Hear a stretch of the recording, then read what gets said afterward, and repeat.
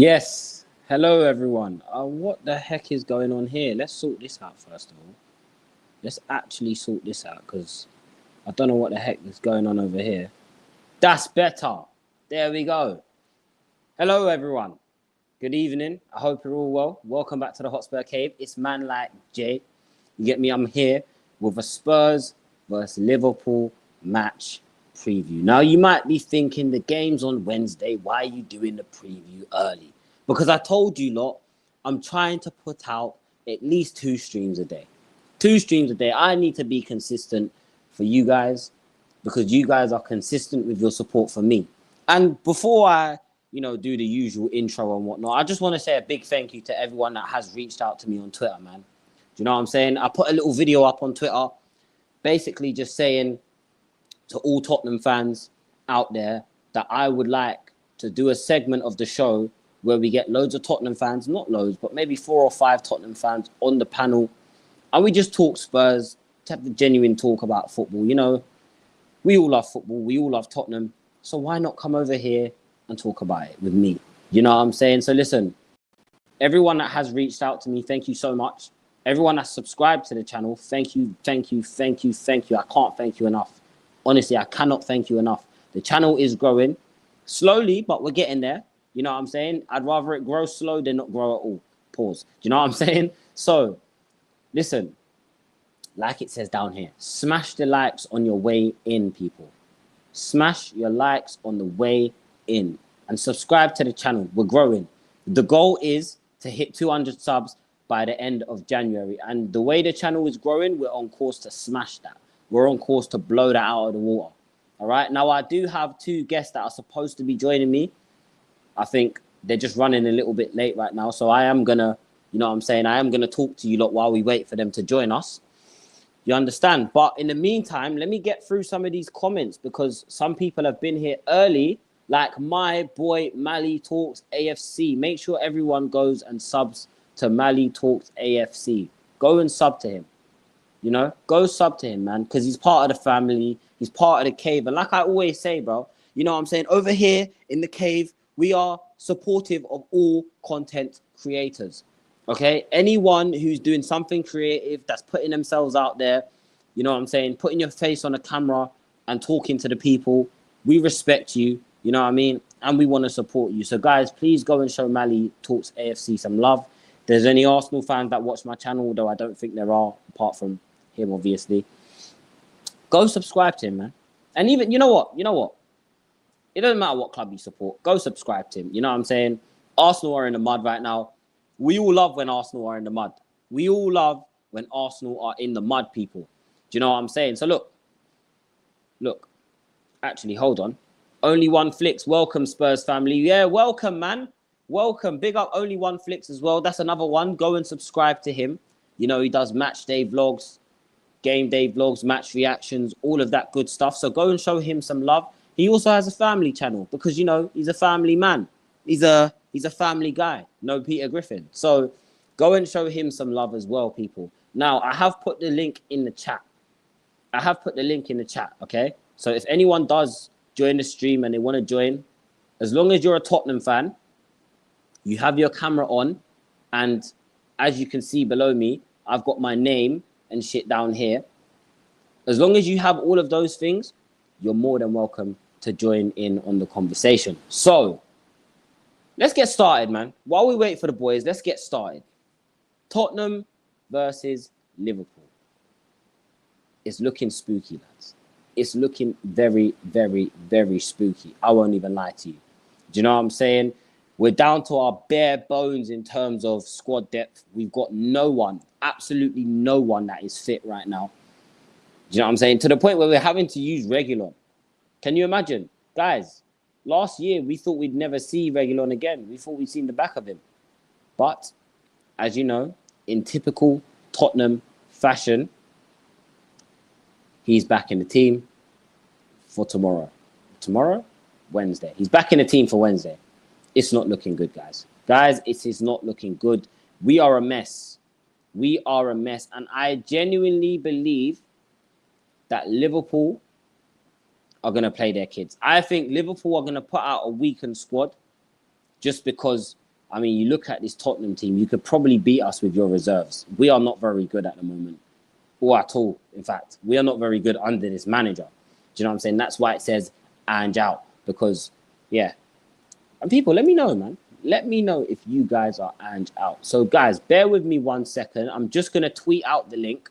I'm going to tweet out the link so that people can join up. So bear with me for 30 seconds.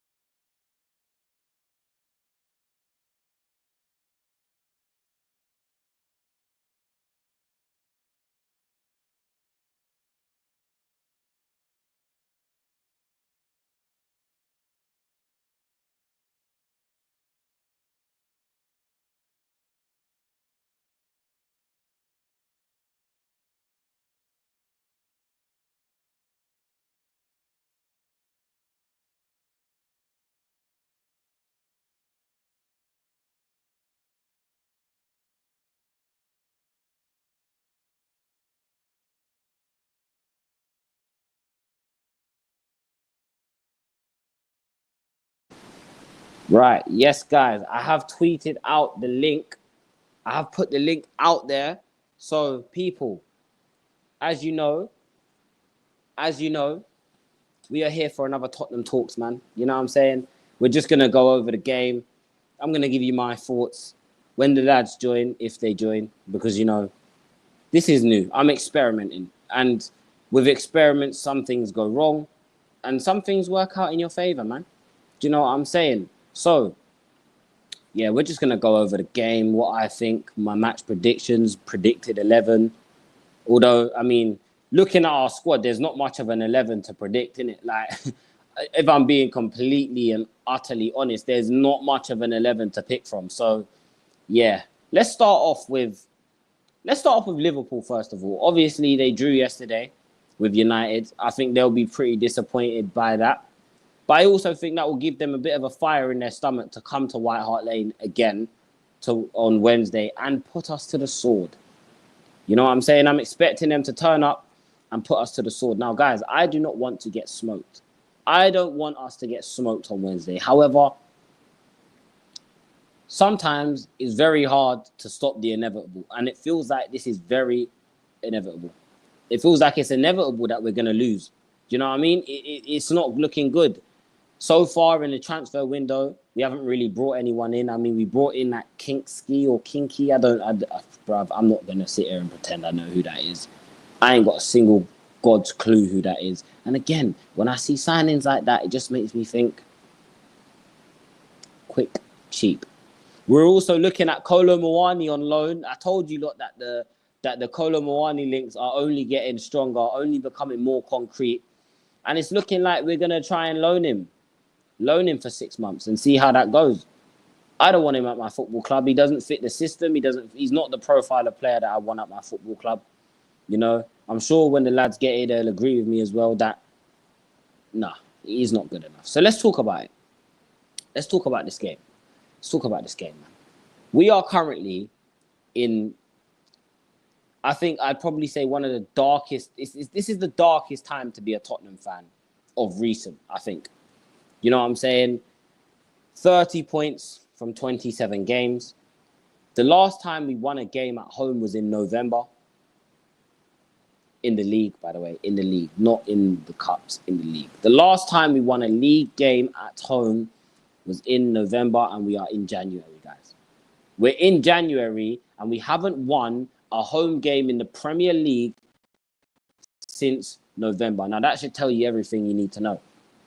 That should tell you everything you need to know. Okay? This team, not good enough. This manager, not good enough. Our fans, not good enough. And these owners are not good enough. Okay? They're not good enough. You know what I'm saying? So if I'm Liverpool and I'm going into this game, I'm licking my lips, mate. I am licking my lips thinking, you know what? Let's just put 3 past them and stink it out at Anfield. Because we still have to go to Anfield in February. Okay? We still have to go to Anfield. Nah, nah. Guys, we are not getting a win at Anfield, okay? We are not getting a win at Anfield. I don't even think we're going to get a win tomorrow. I keep saying tomorrow, Wednesday. You guys know what I'm going to do anyway. Do you know what I'm saying? If we're talking about 11s, predicted 11s, I'm hoping that this new goalkeeper starts because I kind of want to see if he's any good. Do you know what I mean? Listen, if you lot are going to gas up every signing that we bring in, cool. I want to see if they're any good. And if he's no good, and if he stinks the place out tomorrow, you lot best believe I am cooking him. You lot best believe I am going to cook the living daylights out. Not even out of him, out of the club. I'm going to cook the club. Do you know why I'm going to cook the club? Because again, what did I tell you lot in the video? I said quick, cheap, and easy. Quick, cheap, and easy. And now we're relying on him, you know, to pull off a masterclass in the Carabao Cup semi-final, by the way. Which, guys, it's been a while since we've been to a semi-final, man. Do you know what I'm saying? It's supposed to feel good. You're supposed to feel happy. You're supposed to feel good that you're in the semi-final. I feel like shit.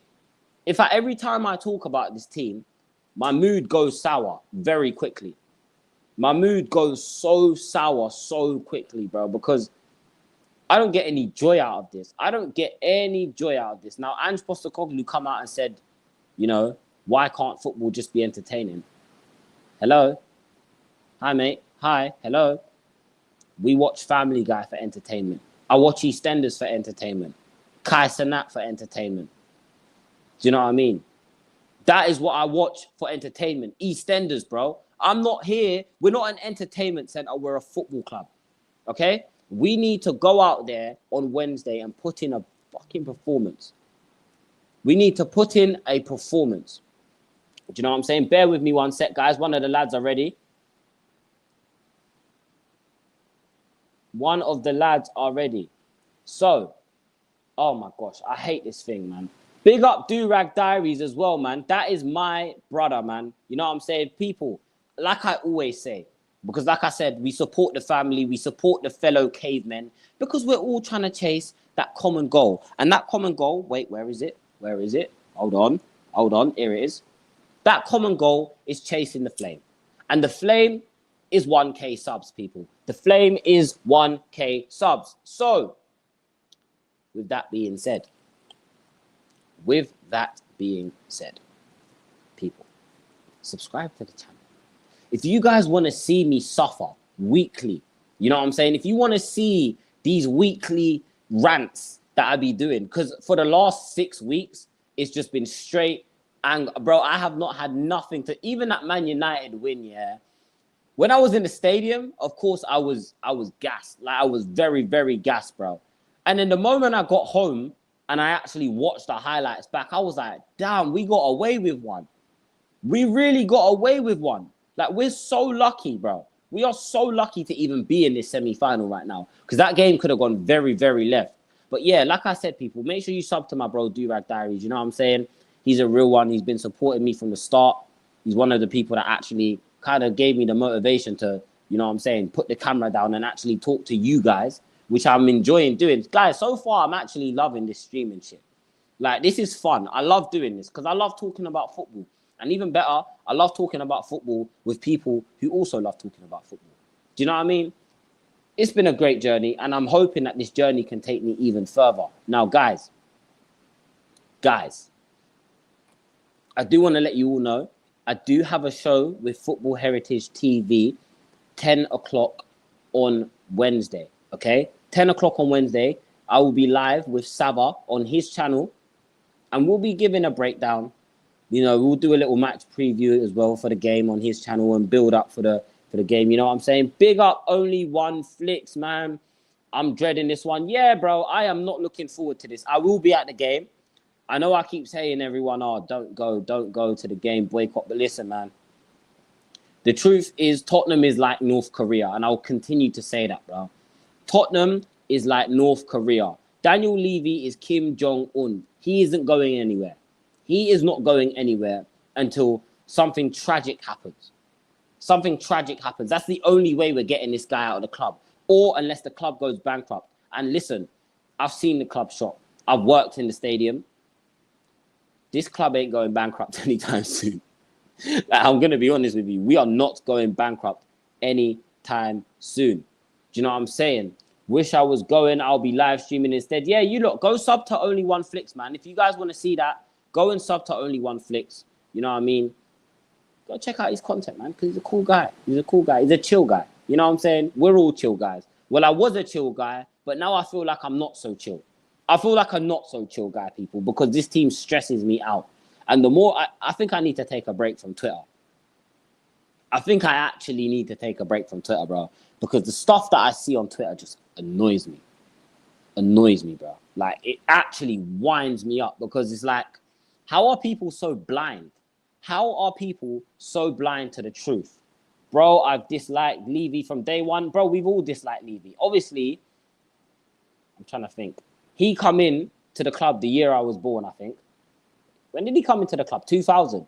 He come into the club the year before I was born, bro. Do you know what I mean? Mate, not good enough. But guys, I am joined by the man, the myth, the legend. He's with me. Welcome to the platform, my brother. How are you? I'm good, man. Thank you for having me. Thanks for giving an uncle a chance to talk about Tottenham and discuss the game. And yeah, looking forward to getting into it, man. Yeah, thanks for having me. Nah, man, listen, the pleasure's all mine. I appreciate you for reaching out as well. You know what? When I posted that video, I didn't think anyone was going to reach out. Like, I did not believe anyone was going to reach out. I was thinking they're going to look at my channel and think, who's this guy?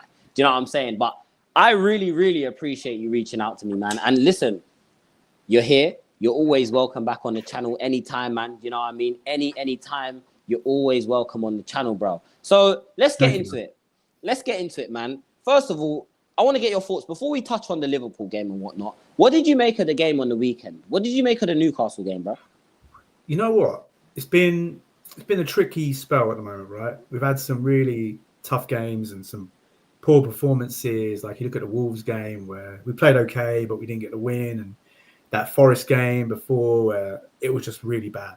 But you know what? I was going into that game thinking, you know, we've got injuries, we've got the virus going around the squad, Newcastle on fire, Isak's flying, Anthony Gordon, Bruno in the middle. I was nervous, man. I was thinking this is going to be a really tough day at the office. And to be fair, I think we played well. It's one of those games where I genuinely actually think I back Ange in terms of what he said post match. Yeah. Like he was saying unlucky. Game spun on a refereeing decision, which was probably very harsh on us. And Newcastle took control of midfield as the game went on. I thought they did really well with bringing Bruno Guimaraes a bit further forward and kind of like a dual 8 with Tonali. And I think that worked really well. They took control. They had a couple of big chances, but I think we had a few chances as well. Like if you think. We're like Solanke scored a great goal, and then Porro's putting some great crosses in the box.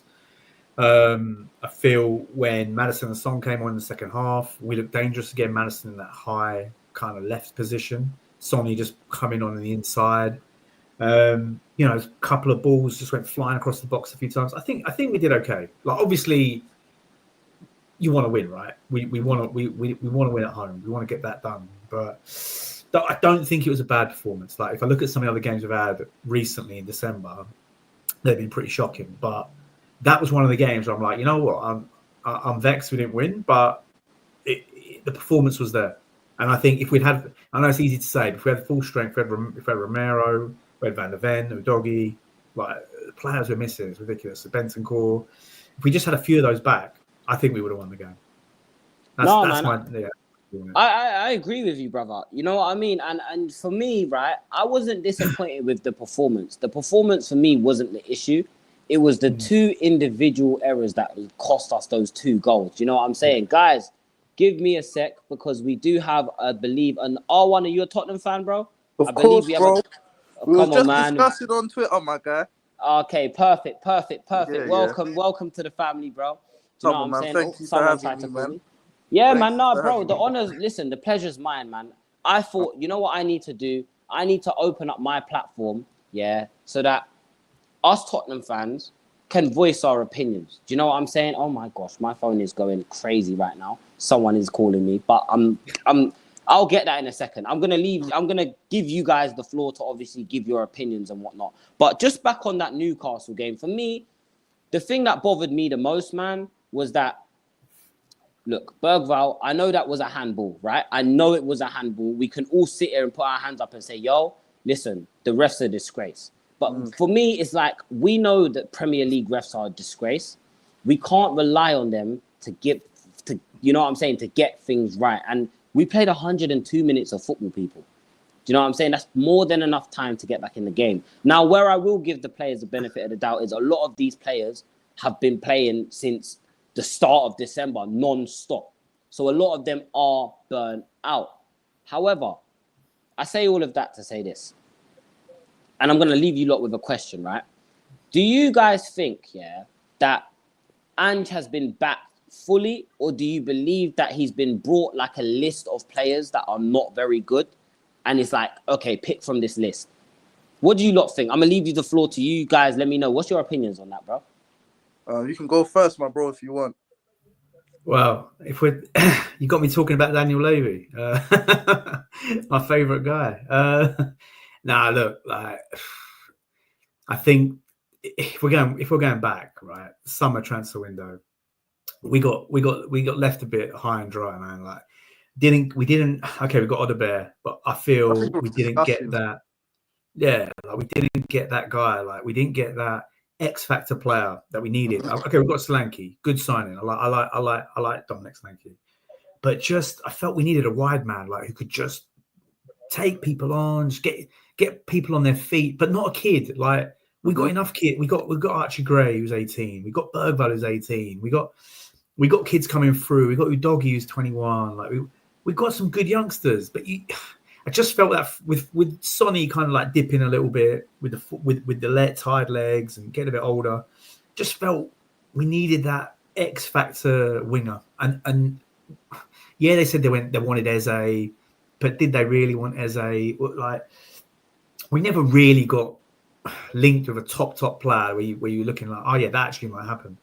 It was all like kind of tenuous links, and yeah, like maybe, but I think we just didn't go hard enough in the summer. Yeah, we got Solanke. It was a great signing, but we just said, okay, Solanke and some kids. That's how I saw it anyway. And I think we were never equipped to go into Europa the way it was going to go. Do you know what I think? Yeah, Go on, bro. When I look at, because obviously, all right. So the question was, do I think that Andrew's backed properly in the summer? And I'm gonna say no. Okay. Why I'm gonna say no is because, as you said, Sash, Solanke, decent signing, and I say the word decent because not that great. Like, I'm used to Defoe, I'm used to Kane, like, I'm used to Hitman. Yeah. Like, when they're up front, Solanke isn't that. Yeah. Like, let's just be honest, he isn't from that kind of mode of striker. So when I see him coming into the club, and then now, yeah, okay, he's got 7 goals in 20. That's all right. It's decent, like you said. It's decent. Like, it's not more, not less than what I kind of expected. And I think for 65 million, that's what, you know, a lot of people on the outside look at and they say, oh, well, we cost 65 million. But really, I look at it and say, so what kind of striker are you? Because obviously what this comes down to is wages. Because there's better players that are 65 million out there than Dominic Solanke, as far as I'm concerned. So only way I can see it is it's a wage problem where those players understand what they're worth. Those players realize that I'm not coming to take 80k a week when I should be earning 150, when I'm going to be looking at the other top 6 and players that are sitting on the bench are getting 100k plus. And I'm going to come and play for Tottenham, play out my skin and be getting paid 50k. Like, what? So then I look at players. So first of all, that's why I'm in a kind of mode where sometimes I don't even rate players. When I see that you want to come to Spurs, I instantly get a feeling of I don't even rate you anymore because, like, are you sure? Like, do you know? Like, do you watch football? Like, do you see what's going on, or do you rate yourself? Like, all these questions is what I ask. And then, like you said again, I look at players like Odegaard. He's not like before anyone was linked with Odegaard, I'll be real. I didn't even know this guy was in the league. Like, I watched Premier League. I didn't even know about him. Maybe that's me just being ignorant, but I can't lie. I wasn't really watching Burnley. So I didn't really know too much about Odegaard, and he definitely wasn't on the list of players that I was expecting or that I wanted. So when I see him come in, I'm looking at the compilations, and I'm trying to force myself to say, you know what, there's something there, but he's young. So I'm not going to, hang him out to dry or nothing. But that ain't what we needed. We needed a proper certified, like you said, a certified wide man to come in. More importantly, I think we needed a 6 to come in because we ain't got nobody to control the midfield. When I look at the midfield, I just look at it and I say, who puts their foot on the ball and then dictates this whole picture? Who sees the picture differently to everyone else? I can't see it. Basuma, I think Basuma's rubbish anyway. That period. He's got to go. He's got to go. Like, if he went tonight, I'd pop a bottle. Like, just for the just for the happiness, just to know that he's out the club. I can't stand Basuma. Bentancur, I think since his ACL, he hasn't been the same player. Do you get what I'm saying? He gets suspended a lot now. So I think when I look at him as well, I think you're good, but we can do better than you. And then forget the rest. Like, as far as I'm concerned, I'm not even going to go into all the others. Like, it just doesn't make sense. They're not the level that we need. So to answer your question, no, I don't think Andrew. And when I look at the players, it just looks like usual Tottenham crap. If you ask me, the players that we've signed under Lange, under Paratici, under whoever you want to say director of football, I just feel like they're always the same kind of level. They're always just good, but not good enough. Do you get what Mediocre, I'm saying? bro. Mediocre is the exact word. Yeah. That's exactly what I always find. And that always just stems from the top. So really, we know where the issue is. And I'm Angel. I'm not going to lie to you. I am Angel. Because I don't think Ange is actually showing any type of nous, any type of, that you can control or or you can get the best out of what you've got. I think he's actually getting the worst out of a lot of these players. I think a lot of these players have either, you know what I'm saying? I think a lot of them have regressed. I think a lot of them don't seem like they're at the same level, but I have to just say, like, everything at this club seems like it's done with one arm behind their back. The managers, the players, everything, like, because it comes from the top again. So that's where my real anger goes to, bro. I'll be honest. And bro, listen, you made a brilliant point there when we was talking about wages and bringing in. We was linked to Eze, and the reason why, guys, if you didn't know already, the reason why Eze didn't come to Tottenham was because we wasn't offering him a high enough wage. We wasn't willing to go out there and just say, you know what, you're a top class player, you're a quality Premier League proven player, you are worth £100,000, so take this money, okay? We are guys. We're paying 170 grand a week for Timo Werner. For Timo Werner, guys. But you won't want to give Eze 100 grand? Just the thought of that makes me sick. Like, exactly. Like, honestly. And bro, you know what you may, again, with Ange, as you know, guys, I am Ange out. And I've been very patient with Ange. I said, I feel like it's unfair. I said, we'll give him a window. But when I saw how that money got used in the summer, it just stunk. We got rid of Højbjerg. We got rid of Ollie Skip, Harry Winks. And instead of bringing in 2 or 3 quality midfielders, what do? We go out and get Archie Gray to not even use him in midfield. And we go out and sign Lucas Bergwijn, who for me, there's a talent there. He has ability. We know he has ability. However, I think he's struggling with the physicality of the league right now. And that Newcastle game, before the game started, I said, if we don't start Kulusevski, Bissouma and Sarr in that midfield, we are going to get overrun. I didn't even want to see Maddison in the 10th. No. I would have rather seen Maddison out on the right. On the left. You know I would have said on the left. Or even on the left, exactly. Yeah, Richie, he was good. He was good on the left. He was good on the left. And I think for me, that's where Maddison thrives, because Cole Palmer's a bit like this. He starts on the right, but as the game progresses, he kind of works his way into the middle. So it's hard for defenders to pick him up. But when Maddison gets played in the 10, I feel like he kind of gets lost within the pace of the game. He does. And we see obviously, as it gets to like the 60th minute, that's when he starts to grow into the game, because that's when the opposition starts to become leggy, and he gets time to put his foot on the ball and get his head up and make those passes and make those intricate runs that he likes to make. So for me, I look at Ange and I say, listen, brother, you need to learn that the Premier League is one of the most fast-paced, like things can just change in a blink of an eye, boys. Do you know what I'm saying? I don't know if you'll agree with me, but think you could go from 2-0 up and in 5 minutes you're 3-2 down. Yep. That is how fast We've seen it how many times? Exactly. And it's not even just with Tottenham. We've seen it with City. Exactly. You know what I'm saying? We've seen it with loads of teams, boys. So, look, I don't know. Obviously, R1's Ange out. Are you Ange out, Sash? Sash, are you Ange out, bro? Just to go back to what R1 said earlier about the wages, that's Yeah. spot on, right? At the end of the day, you look at studies that are done in the media and kind of in football finance, and it always comes down to wages. It's not actually how much money you spend. Obviously, transfer fees come into it, but it's what you pay the players. Exactly. If you pay top whack, you pay the top wages, invariably you get the top players. And that's one thing. We've had such a tight wage structure for years under Levy. He's never been like, oh, you know what?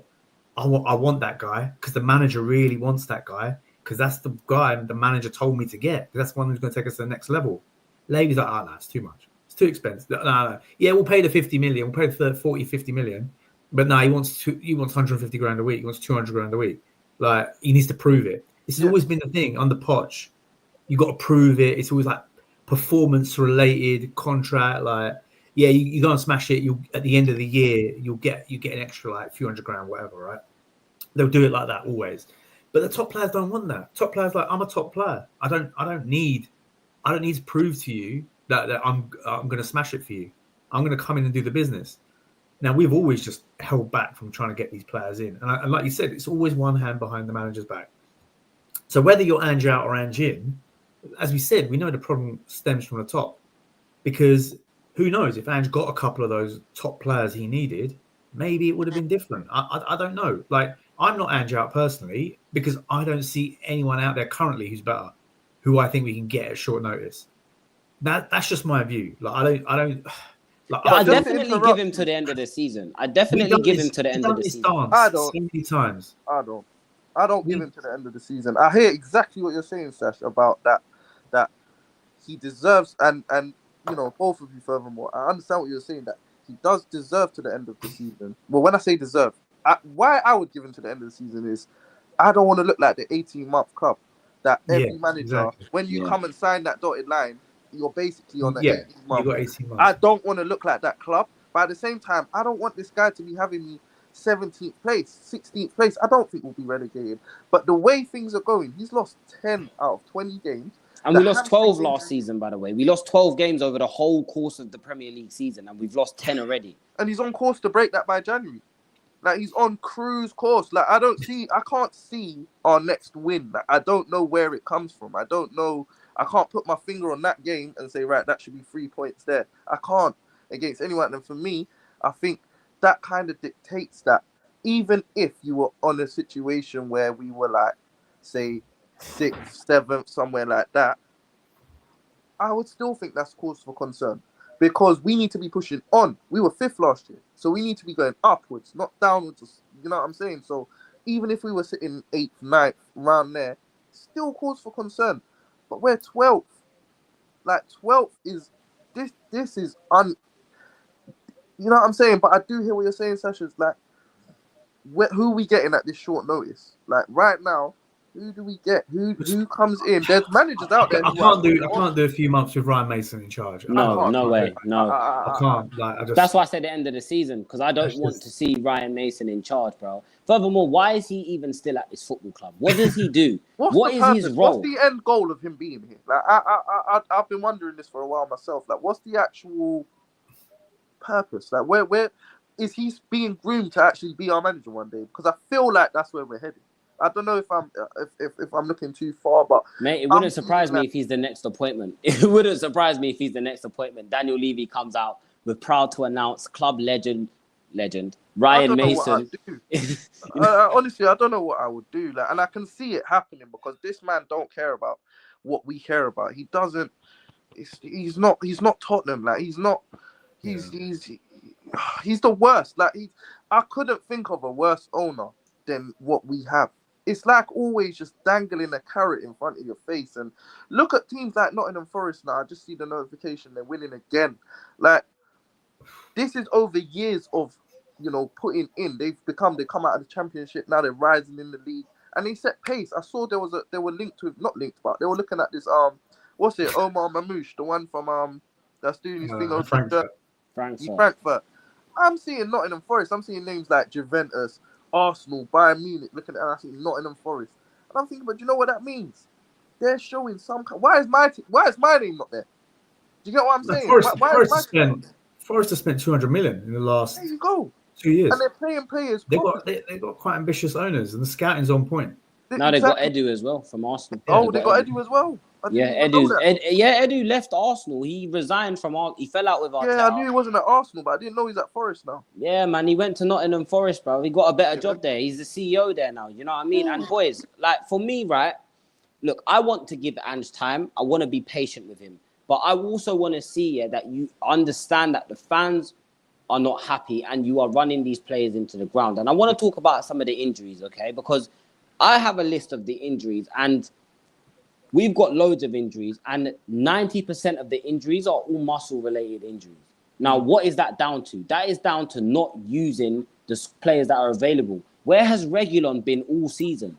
Where has Jed Spence been? Why is he not in our Europa League squad? Brandon Austin, listen to me, Brandon Austin. If you're listening to this, which you're probably not, please go and find a club that will appreciate you. Because at Tottenham, he's been here for 9 years and his first professional Premier League appearance. 17 years. He's been here since. So he's been here from the youth. 17 years he has. And that's his first Premier League start. Lick of Premier League football. For 17 years he's played for this club. And he looks I don't know what age, maybe when he was at 8 or whatever it was coming up. I don't care. 17 years. Nah, man. And he was my man of the match against Newcastle, boys. He was my man of the match. Because for me, in the air, confident. He's shot stopping. He's a little bit to be desired. But again, he doesn't play. So I can't be mad at him for that. Yeah. Do you know what I'm saying? He's good with the ball at his feet. One thing I noticed a lot with him, is whenever he feels uncomfortable, he just clears the ball. Just I saw that. Clear the ball. And I love that from him. I'm glad you mentioned that. Because I saw it a couple of times. And when I was seeing it, I was like, Foster would have passed that. Or Vicario would have passed that. I see the guy just kick the ball as far as you can. Yeah. Just get rid of it sometimes. Like, the players are pressing you. Stop all this nonsense of all of that. And just get rid of the ball sometimes. And I appreciated it so much. It was like, yes, like, why can't the other ones just do this and get us out, let us regroup? It's not rocket science. Like, just sometimes you need to clear the ball. You've got Werner up there. Sometimes send him on the run. There was one ball, we got it, and he threw it out so quick. And I was like, all right, you threw it to Werner. Werner messed it up or whatever not. But it was the intent. It was the. I know it's still gung-ho-ish, but it was like the other one's like, oh, let me hold it, let me wait, let me give it to the closest person available, like an Archie Gray when he's got 3 players surrounding him. It's like, why do we always have to do that? Sometimes just get the ball up the other side. Quick counters. That's what I want to see sometimes, man.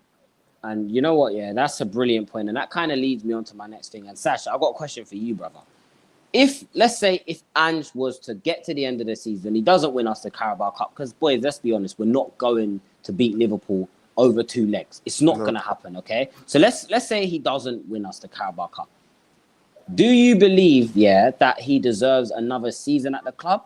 Do you think, what for you, right? What would make him deserve to keep his job right now? Because for me, right now, the results are bad. Boys, we picked up 30 points from the last 27 Premier League games. That's damn near a point a game.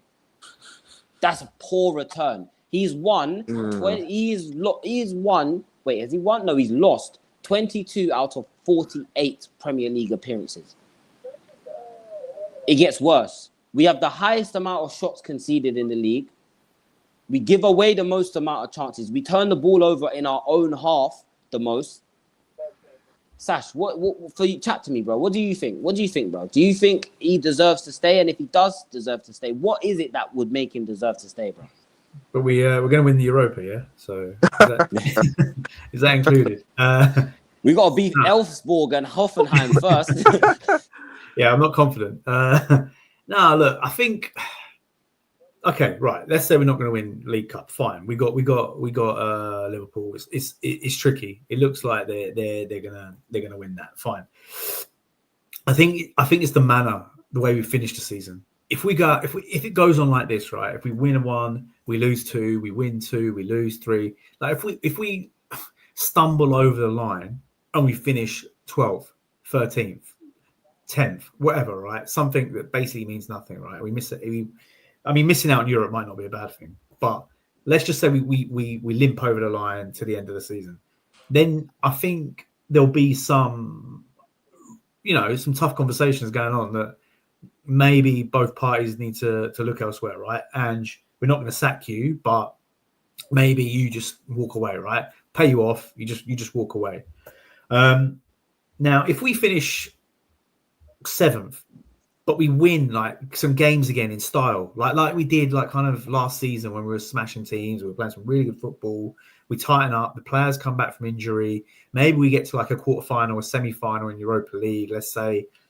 And then I think you maybe got to give them another year and just say, look, we will actually properly back you this time. We will give you the money to go and get X, Y, Z, three or four top players. We're not going to get like squad fillers. We're not going to get 18-year-olds. We're going to give you 3 or 4 top quality players who are like between the age of 23, 24 to 27, around that kind of bracket, yeah? And who are going to be like real ready-made players in Europe. So if we finish the season strong and we actually show signs that we are the team that we can be, like the team that smashed City, the team that beat the West Ham 4-1, whatever, right? We go and play some really good football again. Then I think you maybe got to give them another year. Because it's like I don't want us to be like a Chelsea without the trophies. I want us to like give a manager time. But I want to ask this, yeah. I want to ask this with that point, yeah. Would you be able to say that within the that the span of time that he's had as our manager, do you think that he's honestly shown enough to be able to? Because if we look at the whole 2024, so really what a lot of us do is take the first 10 games and put that in isolation, because obviously we understand things like new manager bounce and whatnot. But when you take obviously from those 10 games onwards, now yeah, cool, we had the 2 injuries to go with, but at the same time, that 2024 was disgusting. That 2024 that he's just had was disgusting, in my opinion. It was horrible. It's one of the worst years I've watched as a Spurs fan. And, we've seen some years. But that, I can't remember the last time we won 2 league games on the bounce. Yeah. I can't remember the last time that we won a game without an injury. There's so many things that I look at and I think, I can't remember the last time I've seen this many injuries at one time. This has to correlate with, and in some capacity, because when you look at the stats and they say, oh yeah, highest pressing and this, that, and the third, all the ones that include a lot of running, we're always at the top. So of course something has to give. So I can't have, even if he starts, to get results, if certain players come back, they're gonna get injured again because of the way we play. They're going to get injured. It's not like Man City where they play a high press, a lot of possession kind of football, but then they know when to slow it down. They know when to calm down. They know when to relax. With us, it's like score and then score again and then try and score again and try and score again. It's like there's no control to it. I'm all for trying to score 1 million goals a game. Come on now, I want to win. But of course, there's got to be some level of control, I feel. Balance. I think the key word here is balance. I think that is what a lot of Tottenham fans want to see. We want to see a bit of balance from the manager. We want to see that you have the ability to say, you know what, we're 2-1 up. For example, the Wolves game. I was there. I'm at every home game, and I do try and go to a lot of the away games as well. That Wolves game, we was 2-1 up with 3 minutes of normal time to play. Now, most managers would say, boys, listen, you're out on your feet. We're tired. The squad is down to its bare bones. Sit in, stay compact, and try and see out this game. See out the lead, see out the game. Now, obviously, it doesn't help that Wolves were trying to time waste to add extra time on. We know that this is what relegation fodder do. This is what they're going to do. They're going to make it difficult for you. And for me, it's like, show me that you have the ability to analyze us. If we're sitting at home or in the stands or wherever you're watching the game from, and we can see what needs to be done. There's no way you're training with these players 4 or 5 times a week and you can't see that a lot of these players are out on their feet. And boys, before we move on to the Liverpool game, I want to ask you this. What do we put these injuries down to? Because I've seen a lot of people say it's not Ange's fault. I'll put it down to Ange. But I mean, we're playing 3 games a week and we play the same way every game. Now, even Jurgen Klopp, who was known for this gun-ho, high intensity, even he knew sometimes there's some games where we might have to just take our foot off the gas for 20, 30 minutes, preserve energy. And this is why Liverpool score so many late goals. Because they go through periods of the game where for the first 20 minutes, they might be very, very intense. And then from then until half-time, they sit off. And then the second half, they come out firing.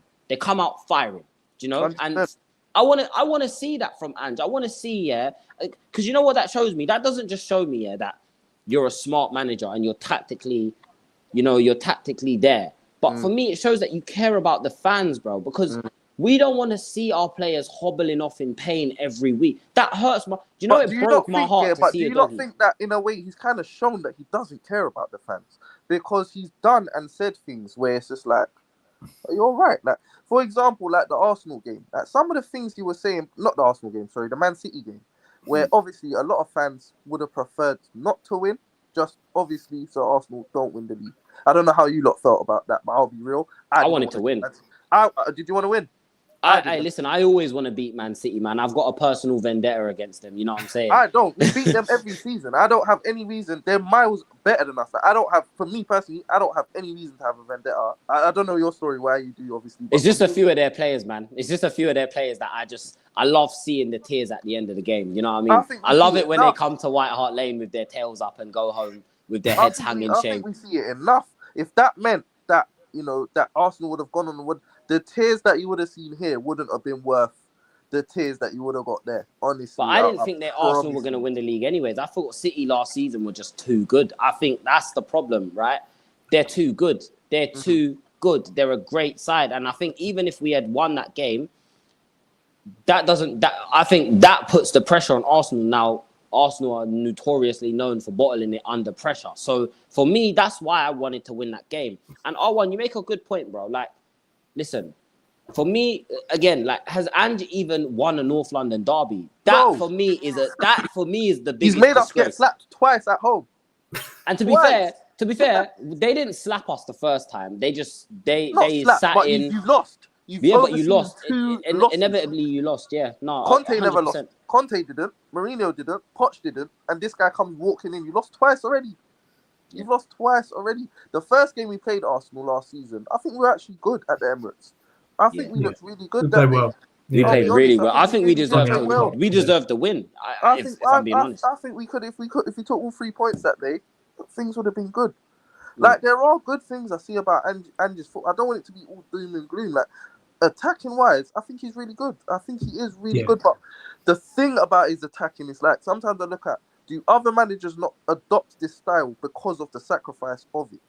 That's why, and then is that you being naive now, where you're thinking, do you not see that? Like, I feel like all the other managers see it. Do you not? And if you don't, then maybe you're not ready for this level then, because I'm sure many other managers could do this similar kind of football, but it comes with the injuries. It comes with the giving away clear-cut chances, because that's something I always noticed in the, first 10 last season.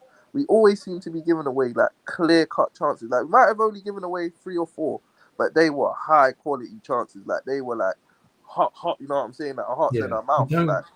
We don't give away many chances, but the ones we give away are high-quality. They're really high-quality, and it's like, then, if we're going to give away 3 high-qualities, you're probably going to, like, it's a lot on the players to ask them to be scoring 4s and 5s to guarantee every week. Man. It's I think it's unfair, and this is why I feel kind of sorry. And Sash, I want to get your thoughts on this, bro. I kind of feel bad for some of these players, man. Big up Yasser, man. I hope you're well, brother. Big up, man. I feel bad for some of these players because I can see that they want to perform. When I see Maddison coming off with his head hung in shame, I feel kind of bad because I'm like, we brought you in to be that maestro, and you are being run into the ground. There's games where we could have rested a doggy. There's games where we could have rested Porro. You know what I'm saying? There's games where we even could have rested our midfielders and allowed Archie Gray to step into the midfield. That's his natural position. And I've seen him play at midfield because I watched a lot of Leeds last season because I am actually quite a big fan of Leeds. I like the way they play football. You know what I'm saying? Archie Gray in that midfield gives us something that Basuma doesn't. It gives us something that Bentancur doesn't and Sarr doesn't. He knows how to put his foot on the ball and say, everyone stop. Everyone stop what you're doing. Let's calm down.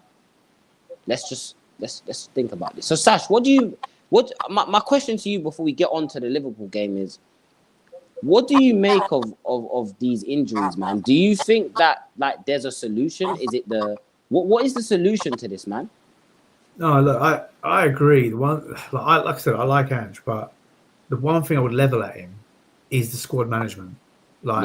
Not putting Spence in the Europa League was like one of the dumbest decisions I've seen since he's been there. Like, we've got about 5 goalkeepers, and we didn't need Fraser Forster. We could have had like Austin in that. I think that's how it could have worked, right? And we needed like a rotation for Porro. We needed a rotation for Udogie, but no, like, let's leave Spence out. Even though they were saying how brilliant he was in the summer, he signed a new contract. Ange was giving him. We saw him in preseason. He looked good as well, Spence. Yeah. But then, as soon as it comes to actually, playing games, or we don't need him in Europa. I was like, that's the one place you do want him. Like, you want him to start playing some of these games. You want him to like find his feet. He's not played for like, I don't know, whatever, 6 months since he played for Leeds or whatever. Let him get his feet, under the table again. Let him start playing a run of games against like weaker opposition, and then blood him back into the Premier League. So that was mind-boggling. And the way he's rotated has been just like all the other managers. Like, it'll be like, oh yeah, we're going to make 8 or 9 changes for this cup game. And I'm just waiting for a manager who's actually like top managers. They very rarely do that at the big teams. They'll be like, you know what, we'll play 3 or 4 players in this game, and then we'll do another 3 or 4 in the next game, and then we'll do another 3 or 4 in the next game, and then we'll do and so on, right? They won't go out and do 9, 10, 11 changes, and you think, oh yeah, that's brilliant. Oh, he got a rest. They all got a rest. But then we go out to the competition, or we put in a stinker, and then we make an extra game for ourselves. We go to extra time. We got whatever, right? There's no like forward thinking in terms of what we're doing in terms of the squad selection. We got to like be clever about how we use our players, and like R1 was saying as well. Like,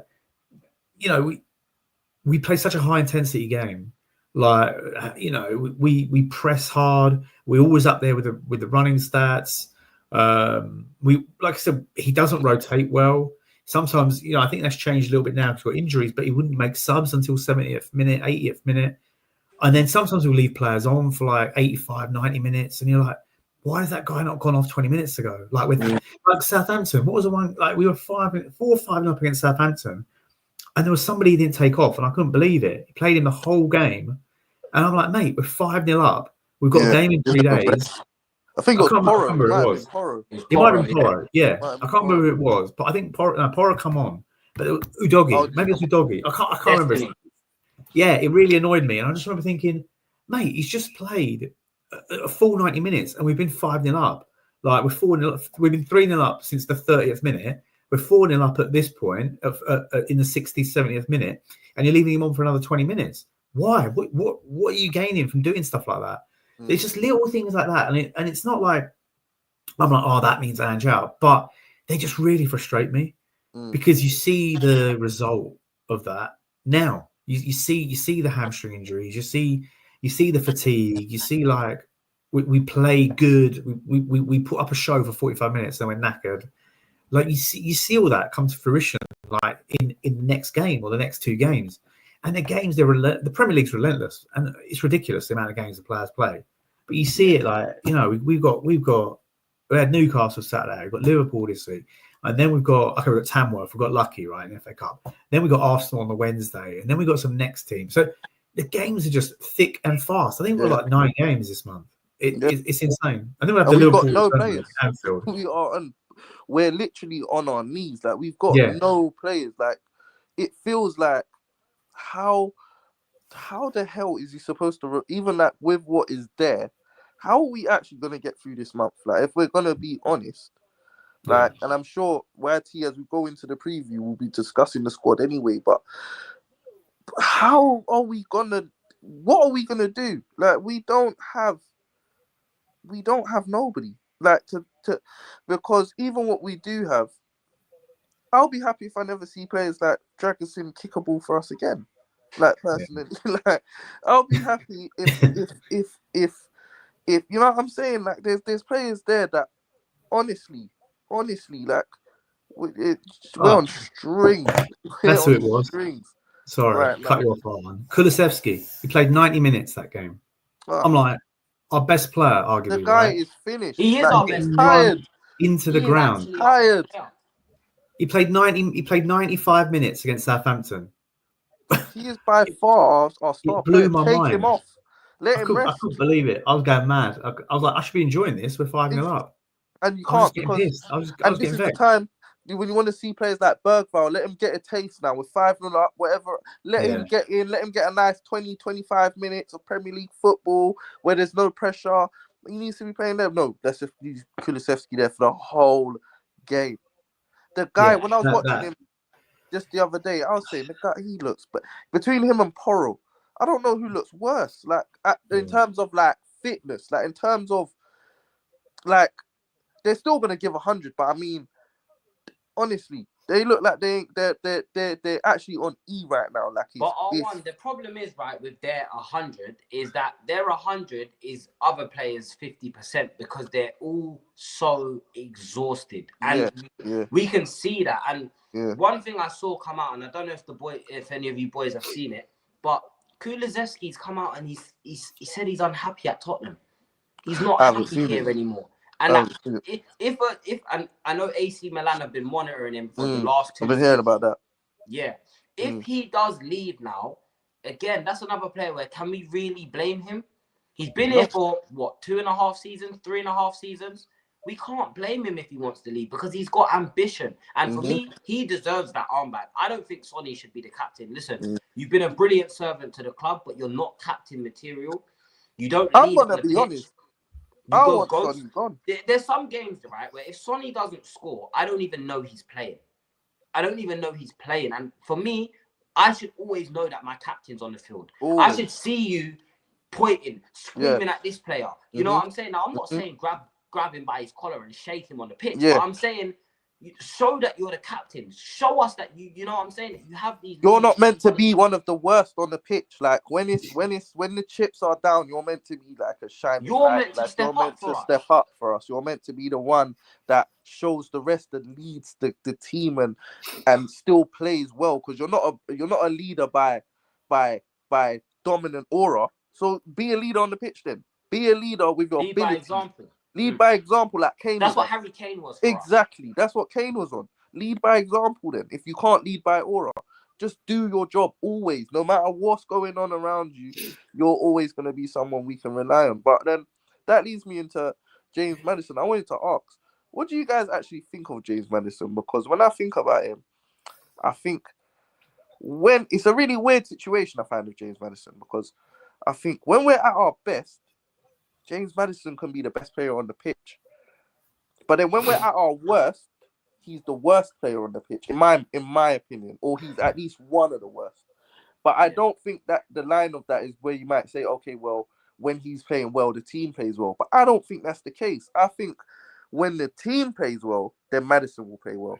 But then if the team is playing bad, he's never like a shining light in that sense. So, like, you see, sometimes we're playing bad, but you can see Kulusevski, like we talk about now, you can see he's still trying to navigate something. Yeah. I feel like with Maddison, when we're bad, I feel like he's really bad. Like, I don't know if it's just something I notice or if it's something I'm just I'm looking too deeply into. But that's just something, like, what is your guys' take on Maddison as a player?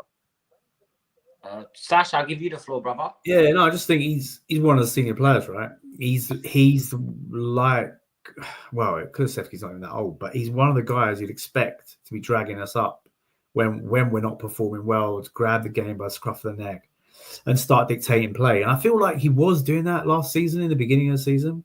I think before the injury, right? Definitely. I think he was really making us tick. He was brilliant. But I don't want to say he's weak mentally, because I don't know the guy, right? Like I don't know his DNA. But all I can say is that I would have expected more from him in tough games, like when we're 1-0 down, like when we're losing, when we're kind of just not in our flow. He's one of the guys, because we haven't got you. I don't know the stats, but we're probably one of the youngest teams in the league, right? And I feel he's one of the guys you just want to be like, just give me the ball.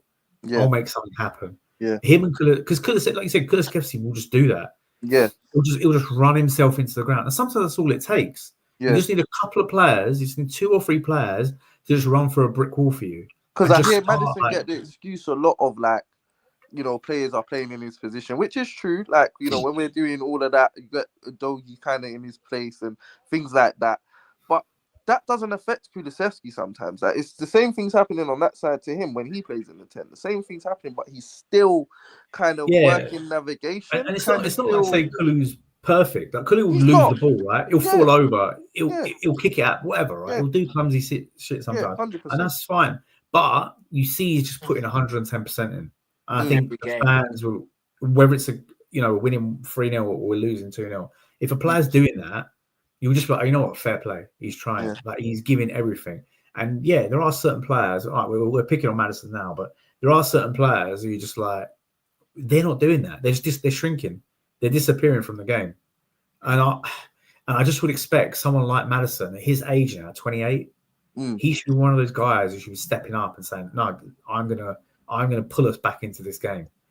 And I don't know. He's just on his day, like you said, he can be brilliant. He can be so good. He's so talented. But I think his day only comes when the team's good on the day anyway. That's just what I kind of pick up. I don't notice a day where he's dragged us to the win. Do you know what I think, boys? Do you know what I think, boys? I think James Maddison, right? And it's not just Maddison. Richarlison has this problem as well. Romero has this problem as well. I think he's a bit stroppy.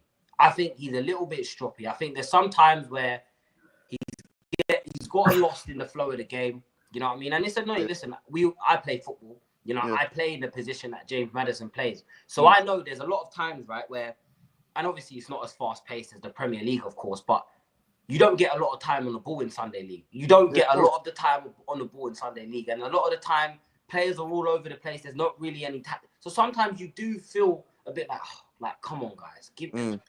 Come on, guys. But for me, he was brought in to be the maestro of the team. You know what I'm saying? To be that click. He was there to unlock, to pick the locks. And unfortunately, I know he's had a few injuries. I know he has had some injuries. And I don't want to... Listen, when players get injured, the worst thing you can do is hound them into the ground, because that doesn't help their confidence. But for me, it's almost like he's kind of... I don't want to say he's given up, right? But it feels like there's points in games where he gives up. And again, I look at... before we move on to the Liverpool segment, I do want to say this, I feel like we play football in phases and periods of the game. So we don't play football for the full 90 minutes because it's physically impossible. These players can't do that for 90 minutes. However, I do feel like we play in phases and stages of the game where we might have 10... Look at the first 10 minutes against Chelsea. Look how we come out flying out the traps. Even against Liverpool in that first 10 minutes, bro. We come out flying, even though, okay, cool, Liverpool take the lead and whatnot. Brilliant header from Diaz, by the way. But very good. You know what I'm saying? You got to give credit where it's due. But I look at things like this and I think this is the problem at the football club. The problem is we lack consistency, we lack balance, and the players lack the belief in themselves. And I'm starting to believe that they lack the belief in the manager as well. So, boys, I do want to move on to the Liverpool game, How are we feeling, lads? How are we feeling? We're going to do a predicted 11 as well, but how are we feeling, lads? Overall, the floor is yours, boys. You want to go first, Sash? No, you take it. Take the floor, R1. You take it well. Bro. I'm thinking, all right. If I'm gonna talk with my honest hat now, I think that if we have any chance of anything, we've got to get something in this first leg.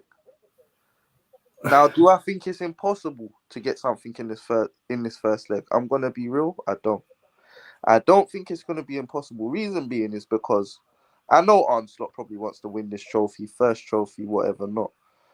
But I also think that he is gonna rotate because he's got more big. You know what I'm saying? He's got other things to deal with. So I'm sure he is gonna rotate, and I don't think we're gonna rotate too much from our, what we call our makeshift starting 11, what we got available.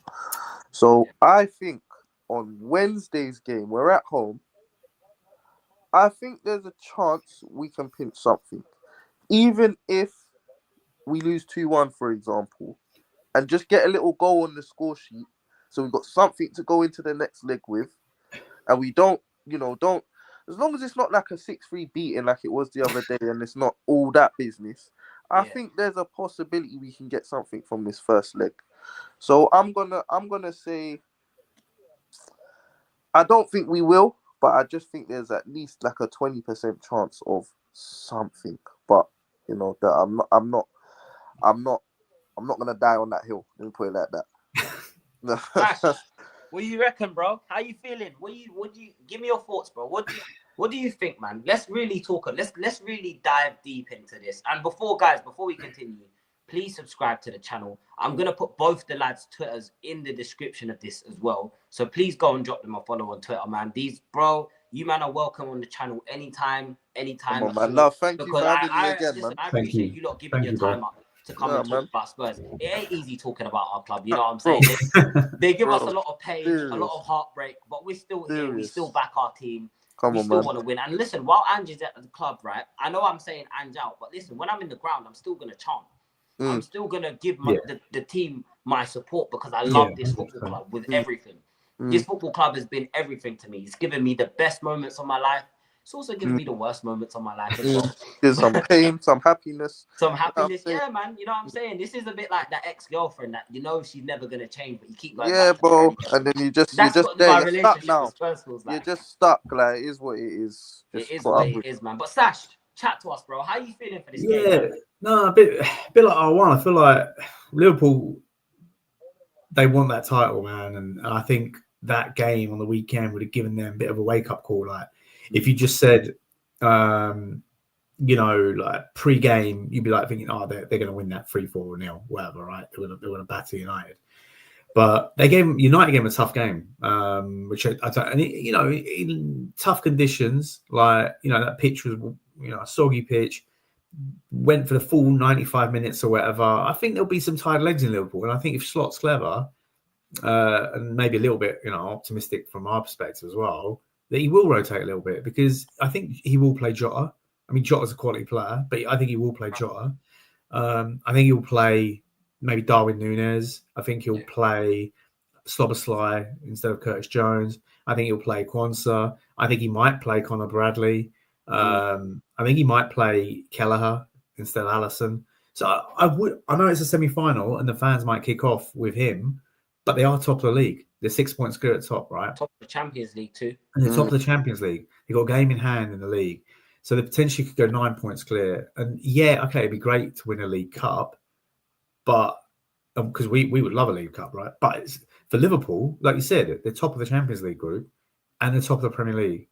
So for me, it would be remiss of Slot not to make changes, right? And like I once said again, I think we go full strength, right? This is pretty much all we got, right? There's no guarantees what's going to happen in Europa. We know the league's done, so we have to throw everything at this, right? And I think they might even chuck in that new keeper, the Czech kid we got. They got a work permit for him today, so they might even chuck him in first game debut, right? Even though Austin's done nothing wrong, right? I wouldn't be against Austin starting another game because he was really good. But they might even chuck in a new keeper. I think Dragsson will play. I think they only took him off because he was like probably one of the ones who had the virus. Yeah, they said he was ill. They said he went in that half time and threw up. So I was like, okay. Oh, is it? Okay, they said that. Yeah, so there you go. Like, he was one of the ones that was ill.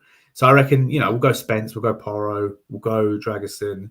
I think we'll go. Benzema will come back to suspended, right? I think they'll rotate that a little bit. Madison, I think will start. Isn't he I think banned? we just go as strong as possible. Isn't he on the ban for that game? Oh, I don't know. I think him and Sar's got a ban. Oh, you might be right. That's a good shout. Yeah. Well, that kind of limits our options even more, right? We kind of know pretty much what that team's going to be. So I think we'll go full strength. I think we'll go for it. I think we'll be exactly like pretty much all the other home games of the season. We'll come out flying out the traps. And it's just whether we can land a couple of blows early. Because I think if the crowd can get up for it, and that's hard. I know some tickets on general sale. I know everyone's feeling a bit apathetic, but it is a semi-final, and we're not in semi-finals that often. Yeah. So we've got like I know you boys, you know, you'll be cheering for the team, but everyone's just got to get behind the team, and we've got to go at it full pelt. And if we can nick a couple of goals, who knows, right? You just don't know. Like we've had some of these League Cup games where we've just gone out and spanked teams before. Like I remember that Arsenal 5-1 on the Ramos. No one was expecting us to win that, and we absolutely. Well, we had a proper team then. Like even though we weren't expected to win, we had some players there. Like we had some ballers, some Lennon and some people on that pitch. So when I'm looking at this, Dragusin, I wouldn't even pick this guy at goals. Like I'm probably playing people like that. These are the kind of players that we have to be dealing with. Them times we had all like Dawson and Woodgate, and Woodgate wasn't the best, but it's better than. But he got the job done. He got the job done. It's a bit like Chris Wood. You know what I mean? You know what you're gonna get. It's just a 7 out of 10, man. Like every it's just week. Very plain, nothing extra, nothing long. It's just go out there, rain, sleet, snow, and do the job I'm supposed to do and go home. That's them guys. Yeah, we go. I'm going to be positive. But I'm going to say we're going to win 2-1.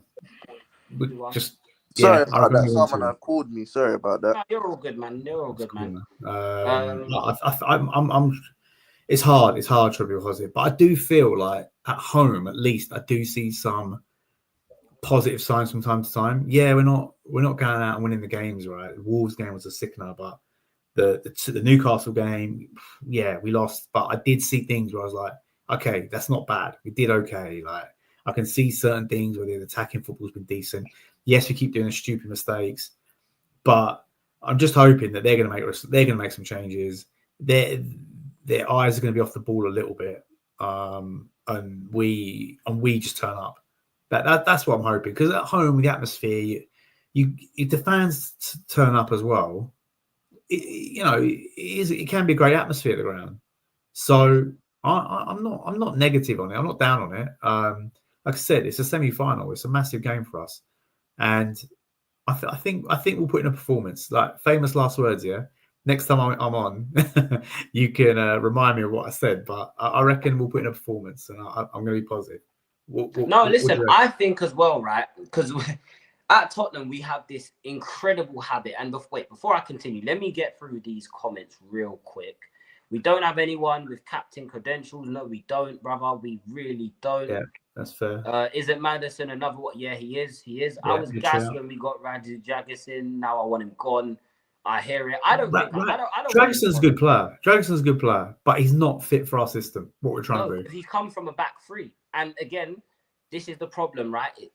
We're signing the wrong profile of players. That was just a really dumb short-term signing. We needed a centre back. And we'll just get a guy. But good at what? Like when we say he's a good player, like what is his standout quality? Okay, so I think he's good in the air. I think he's a good athlete. Personally, I think in the box he's probably our best defender. Like in and around the box, like when he's got one-on-one. Yeah.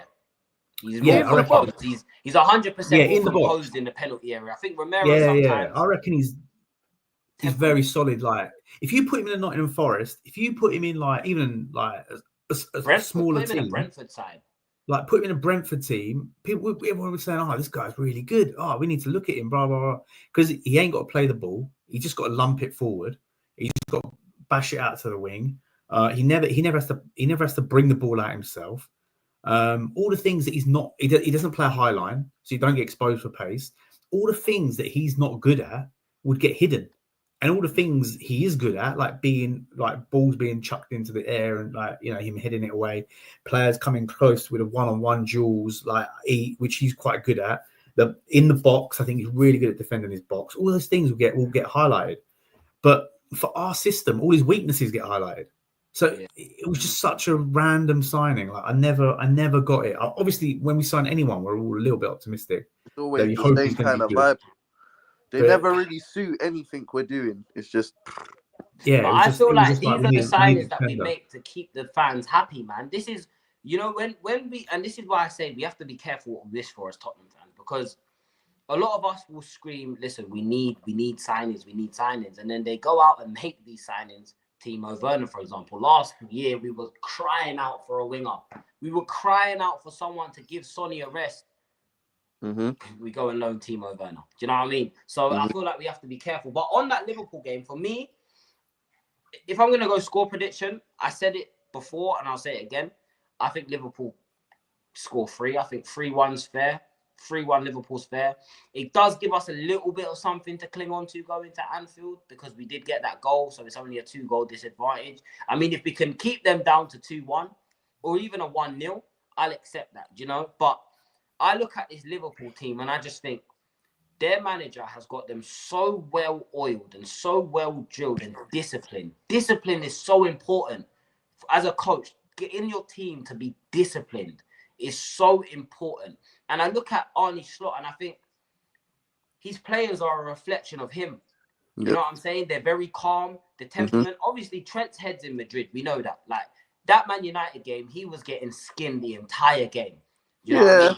So I think that Conor Bradley guy picked up a knock. I'm not sure. Liverpool fans, if you're watching this, do let me know if he's available. But yeah, man, I think look, our team are a reflection of Ange. Very erratic, very impulsive. You know what I'm saying? Very.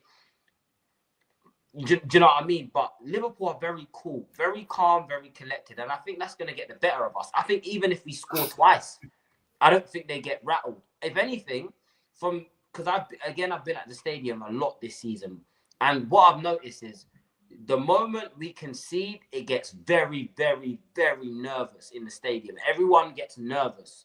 It goes quiet, a misplaced pass gets jeered and and I think Liverpool know that. And a big problem I have with the Tottenham Stadium is the away end is too big. The away end is way too big. We have way too many away fans. You can hear them. You can actually hear them too much from my life. You can hear that, bro. When we can hear their conversations even. What game was it? It was... We played Roma at home, right? And I left the stadium early. I messaged my good mate, George, from Durag Diaries. Everyone goes up to Durag Diaries as well. I messaged my mate, George, right? And I said, 3-point collectors. Like, we're in stoppage time. I sent him a video walking out the stadium, 3-point collectors, up the Spurs. And then as I'm tapping my card at White Hart Lane Station, I hear the away end go off.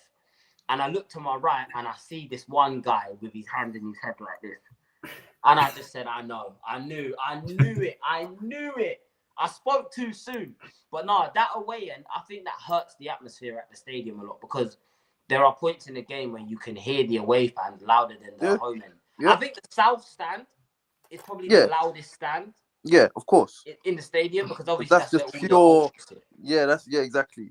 But I think for me, listen, the fans have to be noisy. Like, I don't even want to be able to hear the person next to me. You know what I mean? We need to be up for this game.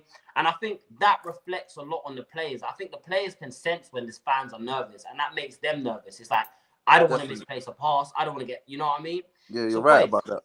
You're right about that. It definitely affects. I think the atmosphere, as we all know, it's football, but the atmosphere at our stadium especially, I think it really has an important part because you can kind of see some players like they don't want to mess things up. Like I'll use Basuma for example. I think a lot of where he messes up are at times where it's like he's so scared of making a mistake. That he makes anyway. And then he makes that mistake. Do you get what I'm saying? Like I understand. I understand with him, it's like, I can see that you're nervous. Like, I can see when that ball's coming and you've got to watch that and control that properly, I can see you're nervous. I know you're going to misplace that pass. I know you're going to, you know what I'm saying? You can kind of see when he's not gonna. And I think that spreads through a lot of other players as well, where you can kind of see the nerves, you can see the feeling of don't. And like we say, it's football, innit? So it's not like to say other clubs don't go through that. But I think you're right. I think we do have to proper get behind. But do you really, like, if you're going to be real, do you think that's going to happen? Because I don't. I feel like the fan base, so everyone's just at each other's necks right now. Pause. Yeah, So I feel the way that everybody's just got smoke with each other, I don't think that everyone's nervous going into it, because you got the ones that hate Ange already, so they're just thinking this guy's going to just mess something up. Then you got the Levy ones who are just ready for it to all mess up. Then you got the ones that like Ange and want to see him do well, and it's not great or whatever. You got so many different sections that everyone just coming together. I don't think anyone's coming in with faith that we're gonna win. And top that power that offered the injuries and that as well. So it will be lovely to see, and you're right that, especially yourself, if you're going to the game, be as loud as you can, cheer for the players, make it easier for them. But when Werner misplaces that touch, or when Werner can't control the ball when it's coming, you know what I'm saying? I don't know how much singing can give you common sense, can give you actual ability. Like, I don't know how much we can sing for that. Do you get what I'm trying to say? So I would, but the message is right though. The message is right. We've got to try and push them and try and encourage them as much as possible. It is a semi-final, as much as much as it looks like, we're just going to get slapped out of the cup. It's a cup. We're in the semis. Let's try. You never know what could happen. You never know. We've seen Leicester win a Premier League.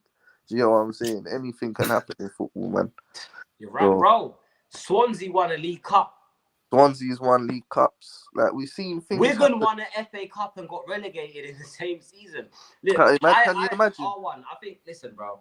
Me and you are quite similar, bro. I can tell. Me and you, we're of the same. We're of a similar mindset where it's like, I think a lot of Tottenham fans are of this mindset. It's the hope that kills you. It's the hope that kills you, boys. And I'm not gonna lie. I think going into this game, Ange has to sit there and say to the players in the change room, look, boys, this season has been awful. Like, we can't beat around the bush. Then there can't be any sugarcoating. We just have to say, boys, look, the season hasn't gone the way we planned. But tonight's a chance for us to give them fans something to celebrate. Give them fans something to enjoy. Do you know what I mean? And I really want to see that from the players. I mean, Werner's like a gun with no trigger. He can't shoot. You know what I mean? Werner's like a gun with no trigger, no barrel, no firing pin. He can't do nothing. Do you know what I mean? Nothing, no bullets, nothing in there. Nothing. You know them toy guns that you could buy with the sweets in it? It's that. That's what for children. Is, man. It's for children. It's not supposed to be fired. It's not for that. It's not an actual weapon. It's a joke. That's what he is. He's I don't know how he got here, honestly. I don't know who found him. I don't know where they found him. I don't know what he's doing here, but the quicker the summer comes, the better, man. So he can be out of the club. Hey, if I was in charge, bro, I'd just terminate his loan. But you know what, boys? I do have a question, right? Because we've touched base on the Liverpool games. I think we've all given our score predictions. I mean, there's no point even doing a predicted 11 because we know what the 11 is very predictable. Yeah, we know what it's gonna be. It's what we have left. Whatever's left. It's whatever's left. I wanted to ask you something, and I wanted to get your thoughts on this because for me, this is something I've been very passionate about, and I'll give you my thoughts, and then I'll leave the floor to you boys to give me your opinions. And just press conferences, right? These press conferences. Now, listen, we all hate journalists. Like, let's be real. None of us like journalists. We understand that journalists ask questions to get a headline. A lot of the time, they want you to say something that, you know what I'm saying, that maybe you don't mean, or they're trying to get the most out of you. And I think the way Ange handles the media, for me, makes me afraid. It gives me fear. It doesn't fill me with confidence because it's like, it's almost like you kind of know, right, that there's a lot of scrutiny on your name right now. There's a lot of scrutiny. And it's like, even stuff like when they come out and said we're conceding a lot of set pieces, do you need a set piece coach? And he turns around and says, I'm not interested in that. And then the next week we concede from 2 corners. It's like, Ange, you're not helping yourself. The guy asked you, you usually win things in your second season. Now, the right thing was to be, do you believe I'm going to win something in my second season? I know I usually win things in my second season, so let's see how the season goes. What does he do? He turns around and says, no. I don't usually win things. I always win things. So it's like you give the media this stick to beat you with. Yeah. And then when they ask you these questions, you turn around, and I don't know if you guys saw the press conference after the Newcastle game. I agreed with him in terms of, yes, the refs was a disgrace, but you can't say that the game's not an even playing field. We both had 11 players. We both played for 90 minutes. Like, the game was an even playing field. There were just two poor decisions from the referee. Two poor decisions. Do you know what I'm saying? So, boys, what do you make of these press conferences so far? And guys, I do want to say, go and sub to my boy Mark, man. Go and sub to my boy Mark. He's been supporting me from day one. You know what I'm saying? He's one of the real supporters. Go and sub to him, man. Do you know what I'm saying? JM says, man, like, come on, man. Welcome to the cave, brother. Welcome to the cave, man. You know what I'm saying? Over here, we're just having a little humble Tottenham talk. But boys, back to what I was saying. What do you lot make? And I'm gonna leave the floor. Oh, that's JM. That's my guy still. Oh, that's your guy? Well, yeah. Spurs fan as well. He's a Spurs fan as well. He's due to join us soon. He's due to join us up soon. Perfect, bro. Perfect. Yeah, man. Do you know what I'm saying? But boys, I want to leave the floor to you because I just want to go check little man's all right. Yeah. You can do your thing, bro. Boys, what do you make of these interviews? What do you make of these press conferences? When you watch these press conferences, does it fill you with confidence? Does it make you nervous? Does it make you angry?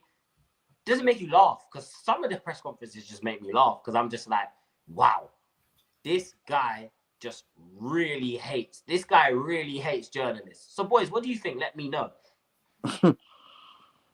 I'll be real. I don't even listen no more. Like I've got to the point where I don't want to hear the rubbish come out of his mouth. Like I don't want to. Do you know what? Where I even came from with it? I came from the point where before we got him,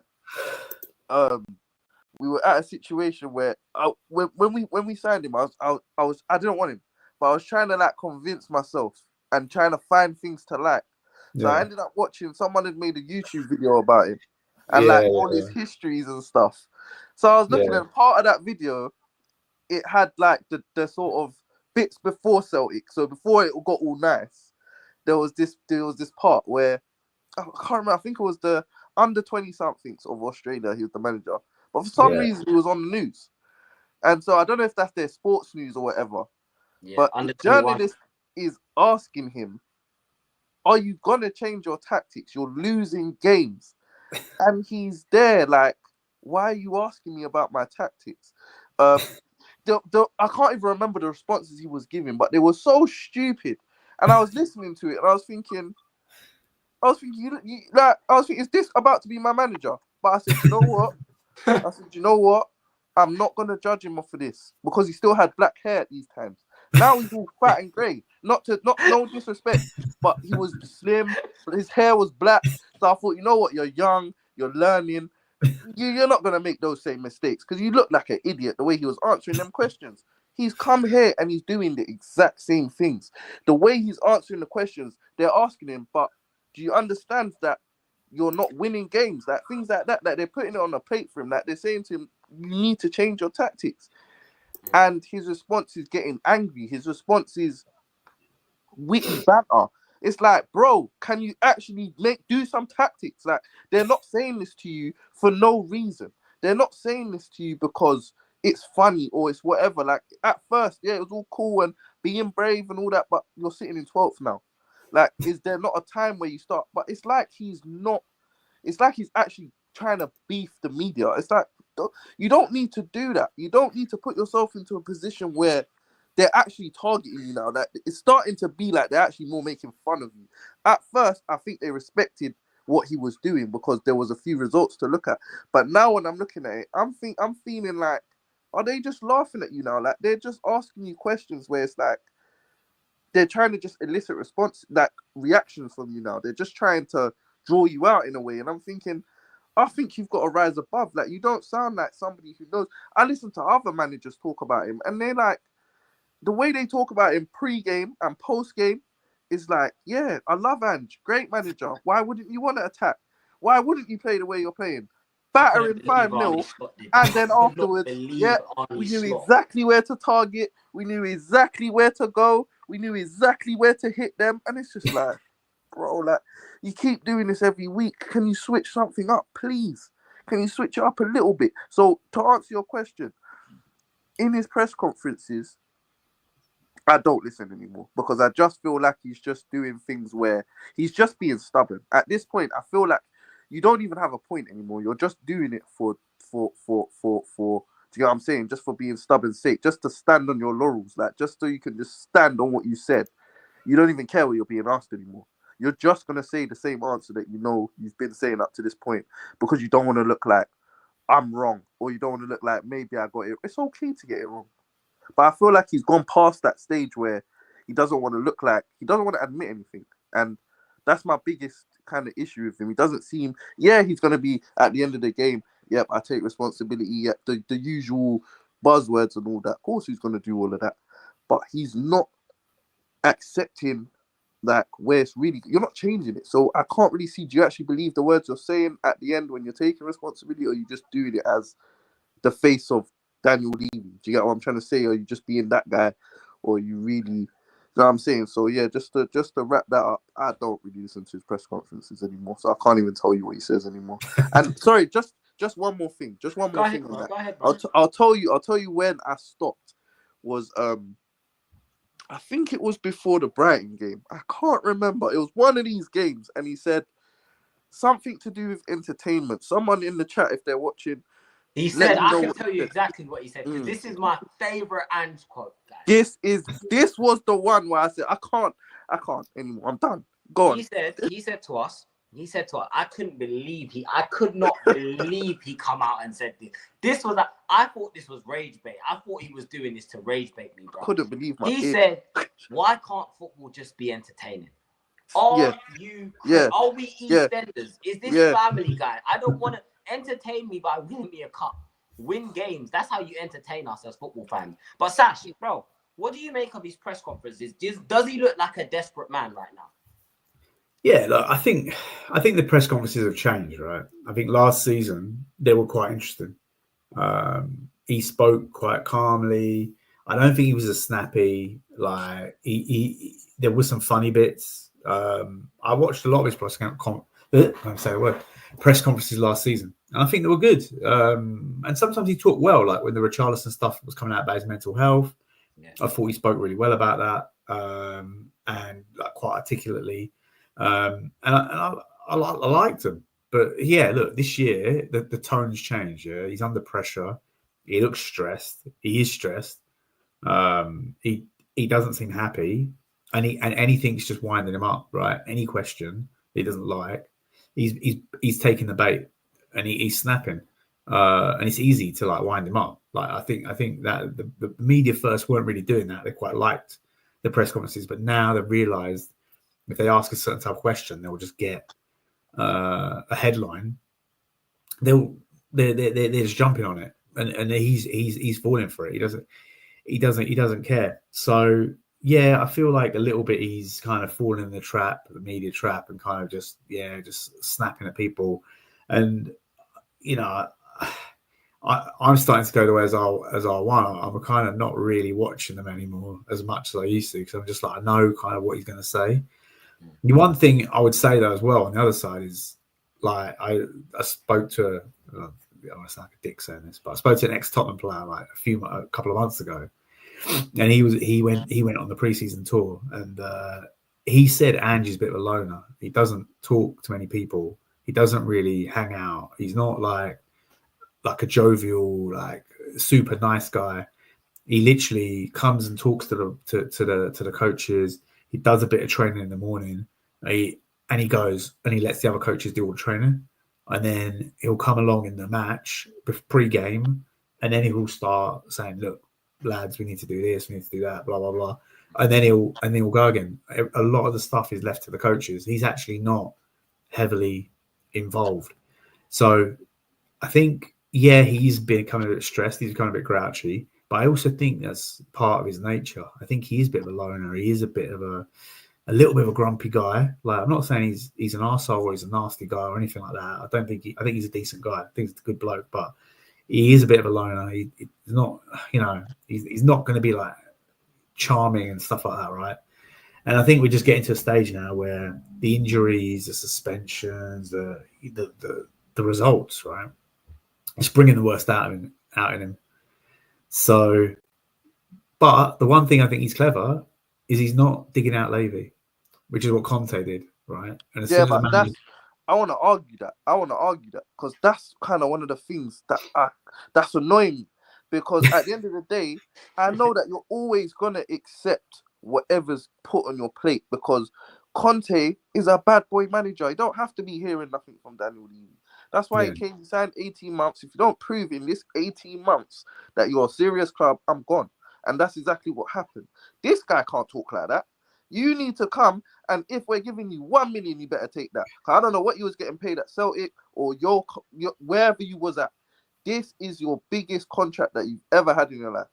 You're gonna treat this like the golden goose. Like, you're never gonna get rid of this. You'll do anything Levy tells you to do. If Levy tells you to jump in a pit of fire, you're gonna do it. Do you get what I'm trying to say? So everything that he says, that's why I can't believe him about transfers. I don't believe him about nothing, because all you're going to do is talk on behalf of Daniel Levy. I'm not on that. I don't want you to come and talk on behalf of him. I want you to be a Conte. And if I didn't sign Jed Spence, the world's going to know I didn't sign Jed Spence. Like, cool, he's whatever, but he's not my guy. You're going to understand that this club, I'm going to put it on blast. And I feel like that's what we needed at the time. And that's why I get angry with our fans, because I just think people didn't stand by Conte when he did that. And everyone's talking about they want a new manager now. To do what? Get back to 4th place. And then you don't. That's when you're supposed to talk. That's when you're supposed to say, all right, cool, ownership. He's shown that he can get to this level. Give him the rest. Give him the players. Don't give him Longley. Don't give him Richarlison. Give him proper ballers. Do you get what I'm saying? And now we can see... just to chime in there, because, bro, as soon as you said Longley, listen, I hate that guy with a passion, bro. Passion. Conte asked for Alessandro Bastoni. He wanted Bastoni to come in because he's a left-sided centre-back. He can play in a back 4, can play in a back 3, can play at left-back as well. He's very versatile. He's solid in the air. He's good at winning duels. And they went and gave him Clement Longley on loan. Now, listen, for me, I think, again, both of you boys make a really good point in that Ange kind of knows that he's not going to get full backing from the board. You will never get full backing from the board because, and I think it's a lot different to what a lot of people, and again, please, boys, chime in if you disagree with me, right? But I think the reason why the boards don't like backing these managers is because if they back this manager and it doesn't work, a lot of the time, players are the fans are gonna look towards the board and say, "Well, listen, like, what's going on? You've said that you're gonna back this manager. You said that you're gonna bring in these players, that are gonna play under him, and these are his players that he wants, and we're still not getting results. So, what is it? What is it?" And for me, I think this is a great point that this brother made in the comments. Ange didn't sign any of these players. He gets what he's given, and I'm telling you, he's given a short list. I believe that. If you go on my Twitter, you'll see I say the same thing. He's given a short list of rubbish players. And on there, I'm telling you, Solanke was the best thing. When you're looking at those lists or Odegaard, they were probably the best thing on that list. There was no superstars on there. The players that you want to see were nowhere near that list. So we look at it and say, oh, but Anne signed Brennan Johnson and Anne signed this player and Anne signed... Yes, out of the list he was given. Like everyone else. It's the same thing. You think he comes and he gets to select what player he wants. So when he tells you, oh yeah, I want Nico Williams. Who? Nico Williams? You can have Nico Johnson or somebody else. You ain't getting Nico Williams. You can have somebody, but you're not getting that. 300k a week. No. So there's no one's gonna convince me that a man's coming in and saying, yeah, Brennan Johnson, that's the guy. I need him. Who's gonna do that? We should have gone out and got Morgan Gibbs-White, man. We should have gone. Even a Morgan Gibbs-White's better. He's a really good player, man. Have you lot seen? Before I get to your question, Flicks. before I get to Flitz's question, have you lot seen anything of Morgan Gibbs-White this season? Because for me, Scored again today, bro. Yeah. Scored again today. Scored last game. He's been packing lately. Oh, he scored today. Yeah, he scored the first goal. Yeah, scored today. He's the player that Maddison should be, really. Should be doing. This is what Maddison should be doing. You're letting Morgan Gibbs-White kick you out the England team. He's taking your chain right now, bro. Like Madison's get back into the England squad. No way. There's too many. There's too many. There's too much quality in that England squad. And I think that's deep down killing him. I think deep down, when he started stopping getting selected for the England squad, something there started to change because Ange stopped using him as well. It's like that strop that one of you mentioned earlier. Yeah. It's like maybe that's where that's coming in because he's not getting the England selections anymore. And I think rightfully so. I don't think he's earned to be in the England squad, but I think that's really affecting him because I think that affects players. Like when they don't get selected for like your international team, you miss the Euros. Like we went to the finals and that you miss that. Like, you know, that's memories that all the players have that you don't have.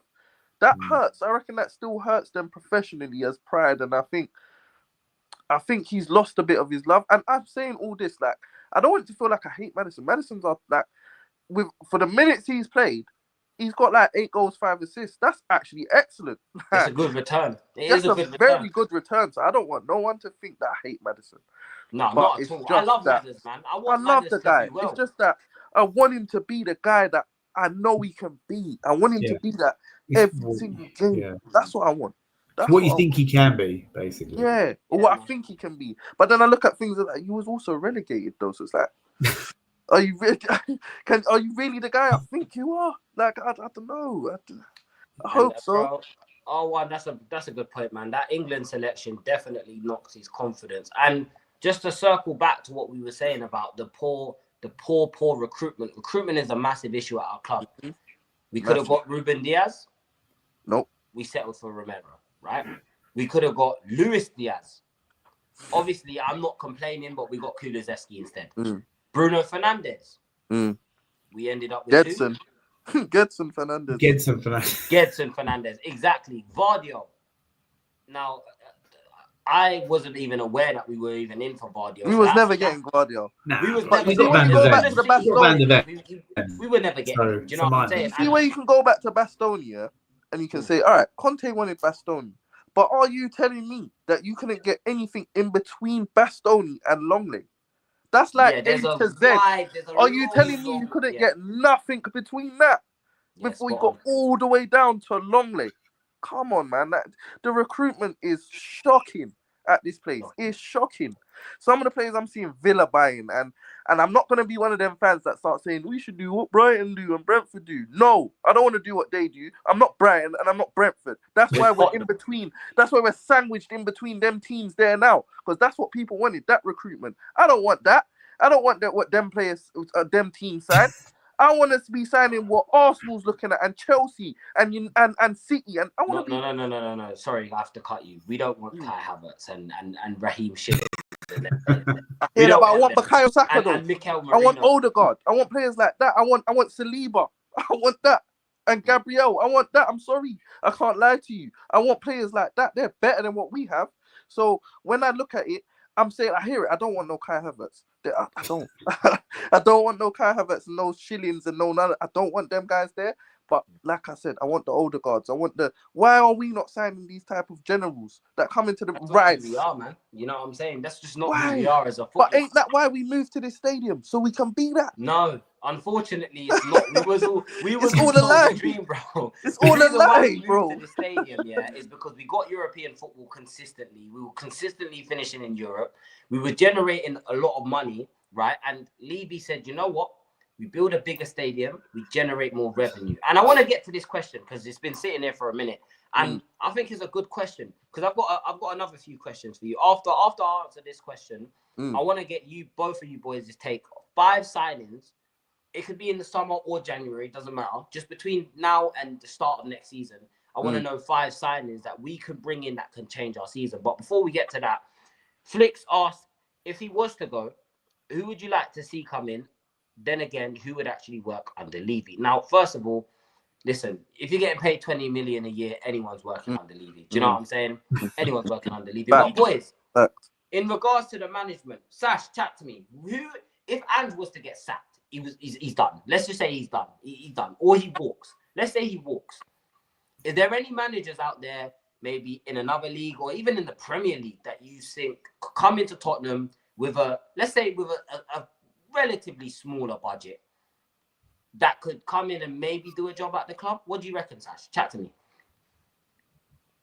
I would say Iriola at Bournemouth. I think he's a decent coach. Like he seems to find the balance. Like they play decent football. They play, with a bit of a swagger. They press high. They try and win the ball back and create chaos. But they also look like this isn't a pop, right, at Ange, but they do also look like they've got a bit of solidity at the back.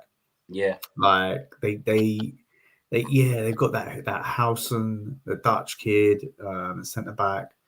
They've got Kirkes, who again was a nobody when he came over, highly rated Ukrainian left back wherever he was.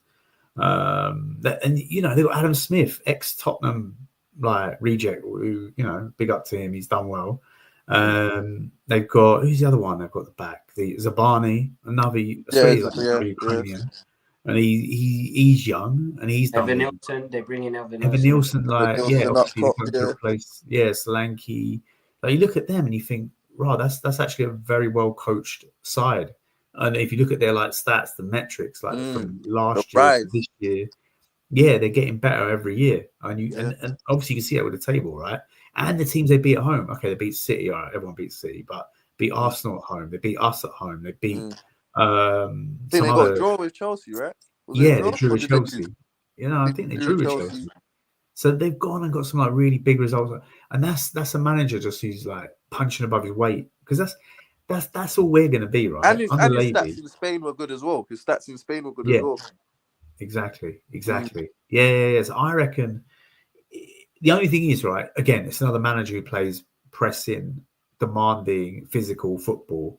So can it work? I don't know. But if you said if Ange is gone, if we get a message, Ange is gone tomorrow, who would I want? And who could we bully and get? Iriola, right? I think we'd get him. And he's got Premier League experience. It'd be like getting Poch from Southampton again. I think so. I agree. What do you think?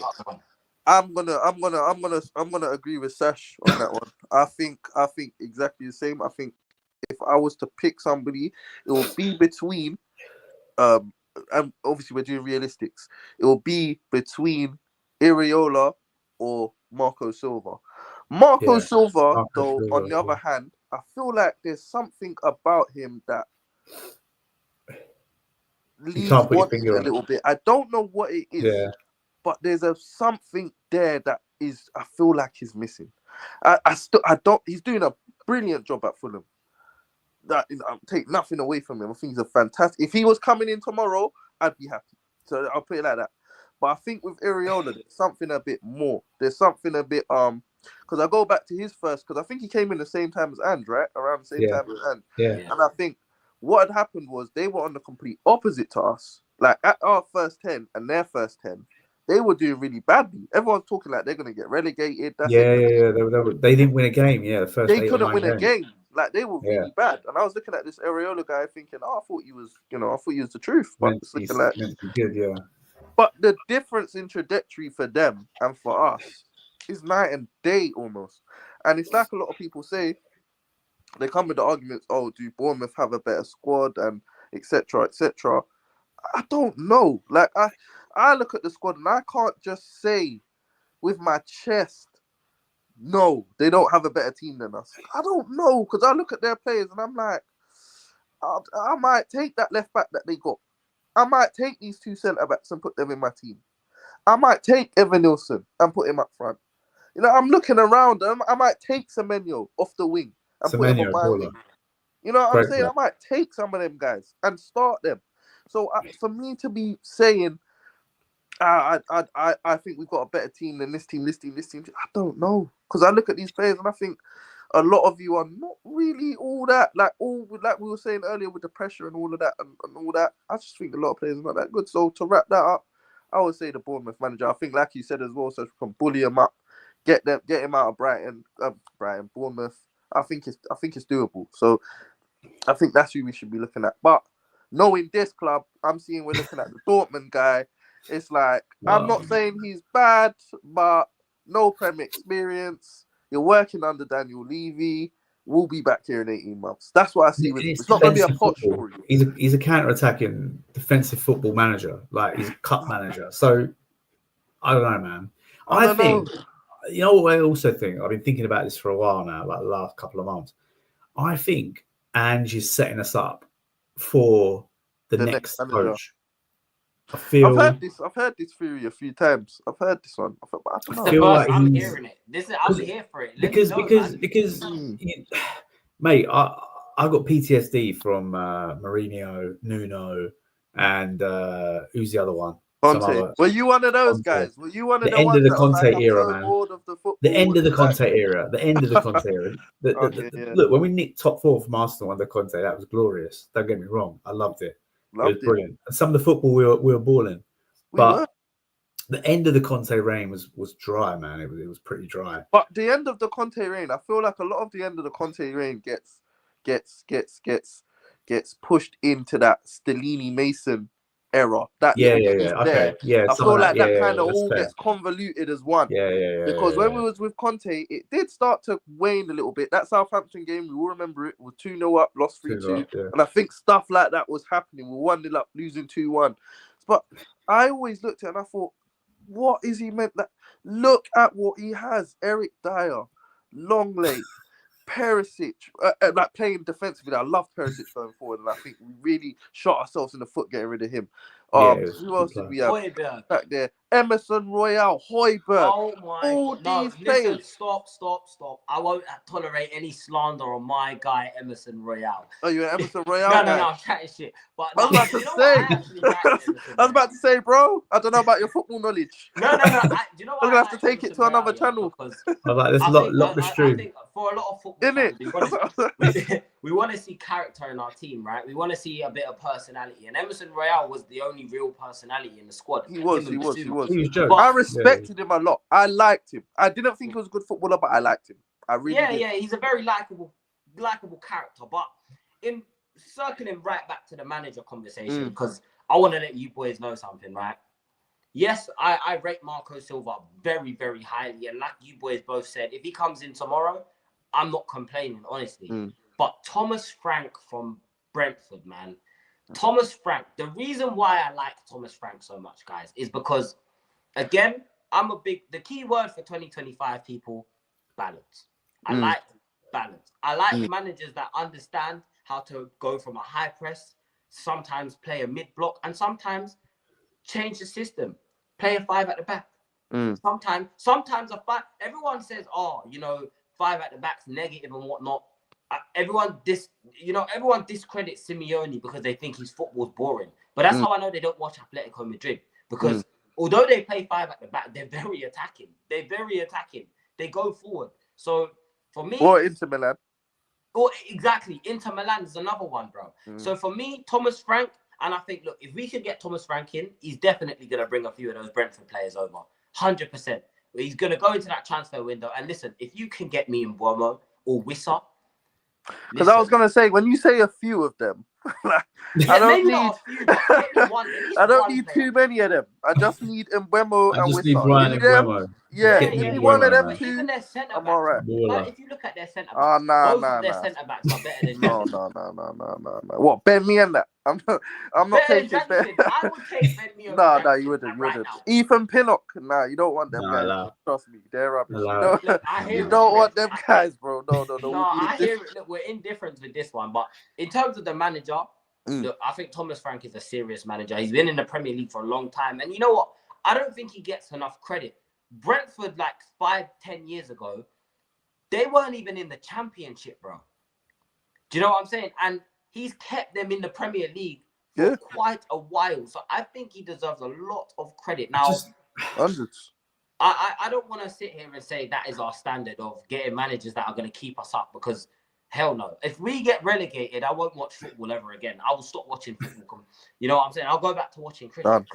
I'll watch something else, but it's not football. Do you know what I'm saying? I'll watch something else, but I'm not watching football. I'm not watching us at the big. Tottenham I'm versus not Colchester living in the world every where week. we have I'm not living in a world where we have the best stadium in the Championship. That's not happening. You know Playing what I'm saying? 75 games a season in the Championship. Are you nuts? No You way. must be insane. No way. Playing on random Friday nights. Championship football. Do you know what I mean? Flip I'm that. tuning in on Friday night at I'm on a half Friday 5, night watching my team play 5:45 to Middlesbrough, watch us play flipping Leighton Orient. Colchester, Leighton. So yeah, Thomas Frank for me. But boys, before we wrap up the show, because boys, this has been a great chat, man. Honestly, this has actually been a really.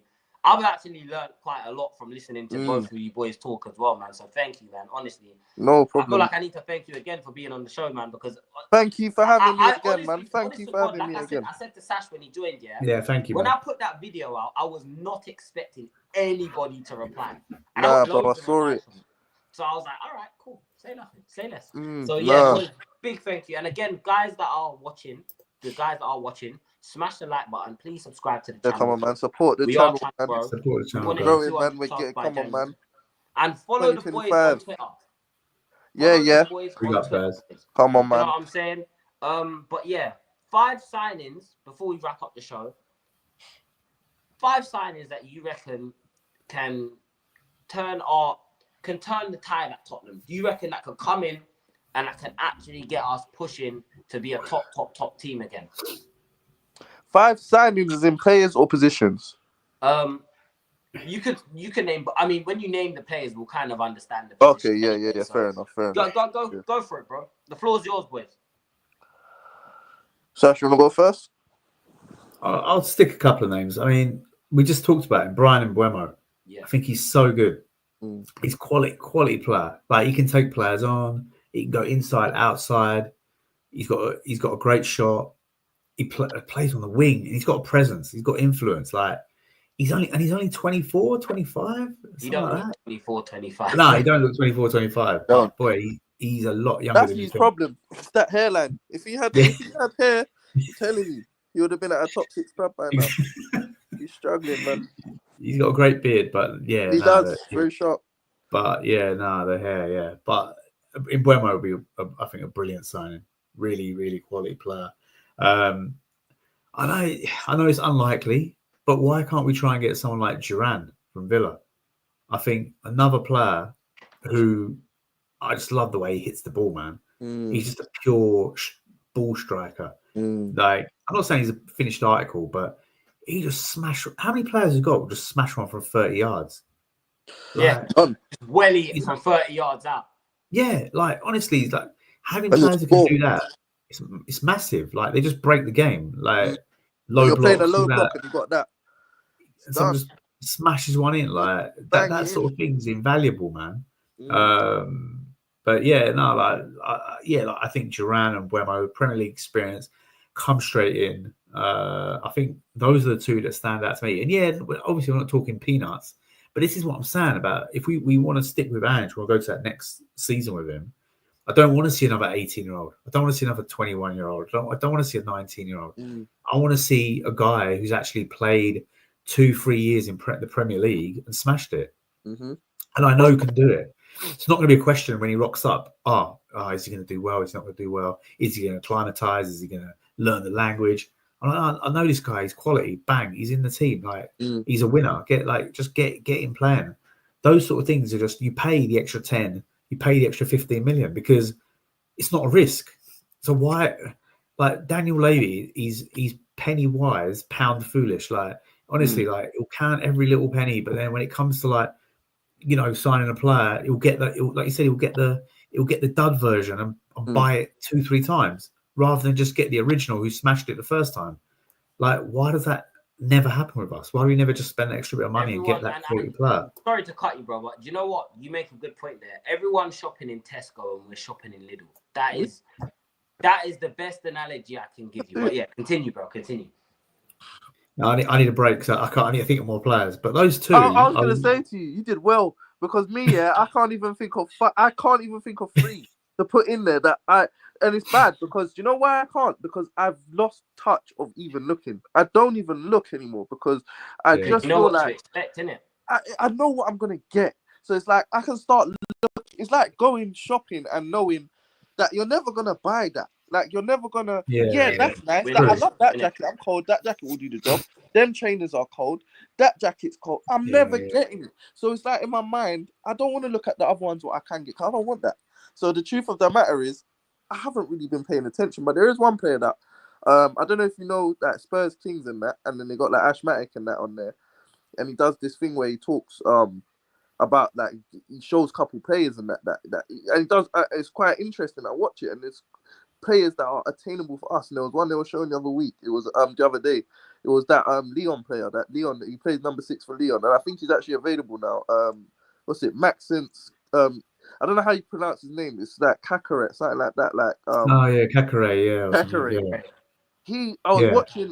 They were showing some highlights of him, and I was like, this guy moves exactly like how Luka Modric used to. Modric. And I was like, he was just like Luka, yeah. And I was like, I really like the way how he's moving, and he was a baller. he's attainable. I think a 6 that I just want for my main signing. I want is a player that can come into the center of midfield and dominate. That's what I want. I want a player that can put his foot on the ball. Now, I am going to say I don't know how much the tactics will affect that player, because when you've got, 8 players bombing forward, it doesn't help. It don't help when you've got 8 players, when your centre backs are more high up than you. Do you know what I'm saying? Sorry about that, bro. No, sorry, you're back. Go on. Yeah. When you've got players like that are put their foot, like you said, that put their foot on the ball, etc. That's what we need. We need a player that can slow the tempo down, control the tempo, like when everything's high paced. But I don't know. Does Ange Ball require that player? Because it doesn't seem like he wants a player that takes his time on the ball and is calm and settled. I don't know if he really wants that. So I don't know, but that's what I would like to see. And that Max a bit more control. I would say is the player that that's the player I'm looking at now. That's attainable. I think he's out of contract in the summer. I think we can get him. I think that's the player there. In that comment there, Murillo. I really like Murillo. Yeah, I really like Murillo. He put Cardoso. I'm going to be honest. I haven't watched much of Cardoso because I don't like the fact that he's linked to us. So I'm just going to be real. I have not taken him in yet. You know what? That's a great point. I try and avoid watching anyone that's linked to our club. Yeah. I'm not going to lie to you, compilation videos can make my nan look like Neymar. You know what I'm saying? You put enough footage together of my nan banging ball, right? Playing football, she can look like Lionel Messi. So I don't... Exactly. These compilations and stuff don't excite me. And boys, in my opinion... I'm just going to throw a few names out there. You let me know. Obviously, Mbeumo is one of them. I said this in my last video, but Schlotterbeck from Dortmund. He's a very, very versatile centre-back. He's left-sided, so that gives Van der Ven some cover.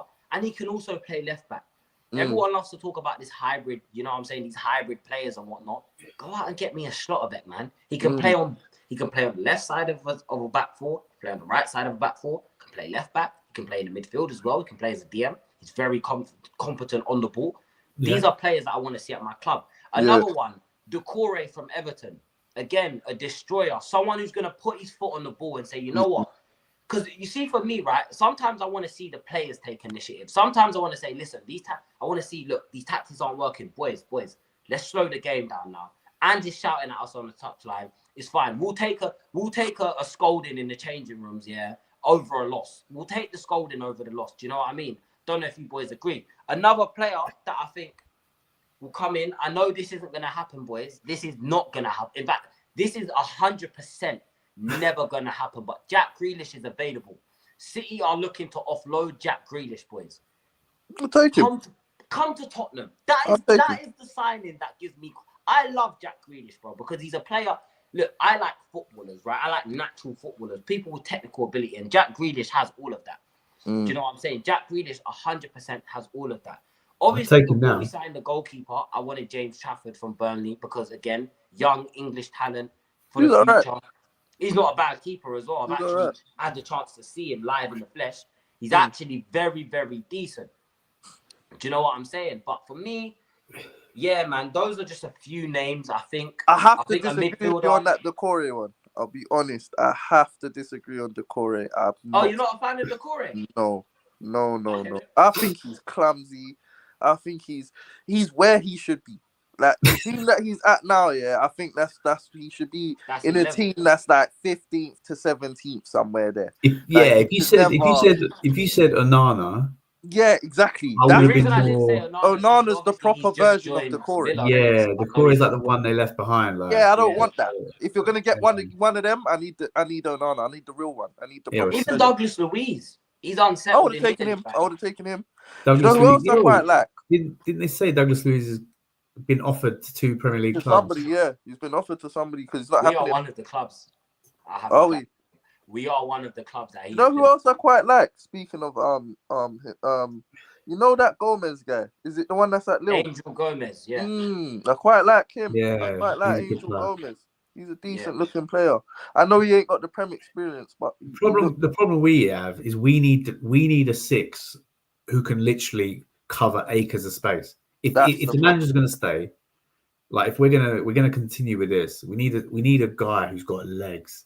Yeah. So I see why you say Decore. Yeah. It shouldn't be Decore, Yeah. but I see why you say it. I see the logic. You need a guy who can eat up ground.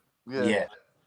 That's what you need in this now that system. you boys have said that, I'm just thinking back to just one Everton game where I see Decore do something so daft. Like he picks the ball up from the centre backs, right, and he turns, and there's so much space in front of him, and it's almost like he stopped and he spent too long on the ball.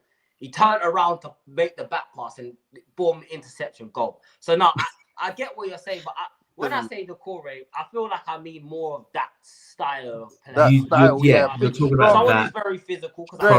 Physical. There's no strength in that midfield. There's no strength. They lose every single duel. Midfield. Our midfield, that Forest game for me is what really exposed the midfield. Getting beat up by Yates. Getting beat up by what's his name? Yates. What's his? Ryan Yates. Ryan Yates. Can you imagine? Ryan Yates is in my midfield tearing up my players. Ryan Yates and Anderson are in there kicking and shoving my ballers. And I have to watch this go on. Yates. Yeah. No, spot on, boys. And look, I think before we wrap up the show, because again, this has been a really, really insightful episode. It's nice to kind of get a different perspective from Tottenham fans, because right now it feels like everyone at Tottenham, like all the fans hate each other. Like everyone is just at each other's throats. They don't know whether they're Anjin, whether they're Anjao. And like Sasha, for example, he doesn't want to sack the manager right now. And I'm okay with that because he's explained and I understand where he's coming from. I understand his logic. I'm sure he also understands where we're coming from when we say, look, we think that this just hasn't worked out. We just, and the thing is with me as well, is that I'm a strong believer of cut your losses. Sometimes it's just good to just cut your losses. And sometimes. Sometimes it's good to cut your losses, man. And you know what? Look, if Ange does stay, I'm going to back him because I'm going to support my club. Do you know what I mean? But I need to see more. I need to see some intent. I need to see that you care about the fans. I need to see that, you know, I'm not asking you to sit down and watch podcasts of fans slating the players into the ground and whatnot. But the fans are very vocal about wanting to see some balance in the squad. And I think we really do need to see that. So, yeah, boys, before we wrap up, any last thoughts that you want to leave the people? I wanted to ask this very quickly, because I know you want to wrap up and whatnot. But I just wanted to say, so when do you guys? This question for both of you. When do you guys feel like? When is enough? Because, for example, Sash, you say at the moment you're still Ange in, and YT, obviously, you're saying that you don't mind giving him to the end of the season. But if, for example, things carry on going the way they're going, like with this trajectory, when does it get to the point where you guys say, all right, we have to cut this before it gets worse? Like, when do you think you would say enough is enough?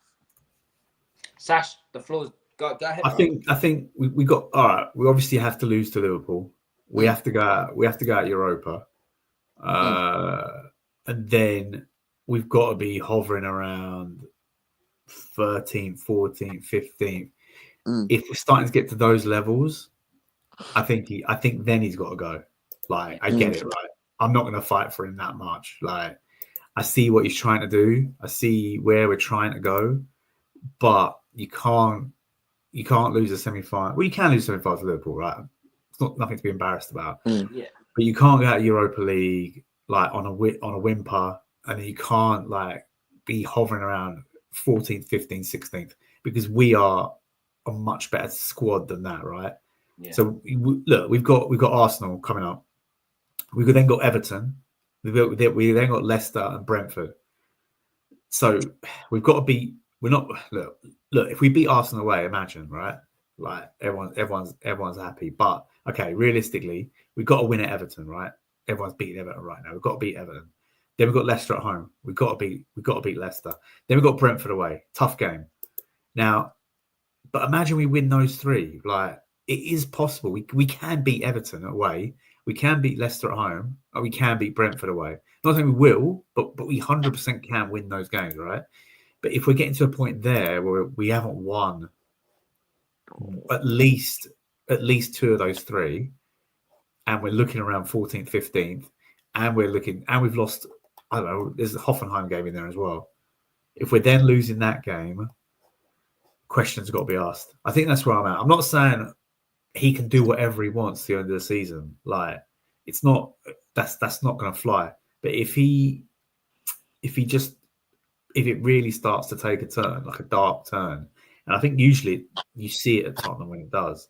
Like with Nuno, I felt it was starting to get. With Mourinho, you felt very like, okay, the cup final thing was madness, but you generally felt it was turning. It's got to go bad, and I still feel the Newcastle game, they weren't giving up on him. I still feel there were some people putting in a performance there. There was still some effort. I didn't feel they were chucking the towel in. But that's how it's got to get bad. It's got to be Europa, and it's got to be Leicester and Everton. We don't win.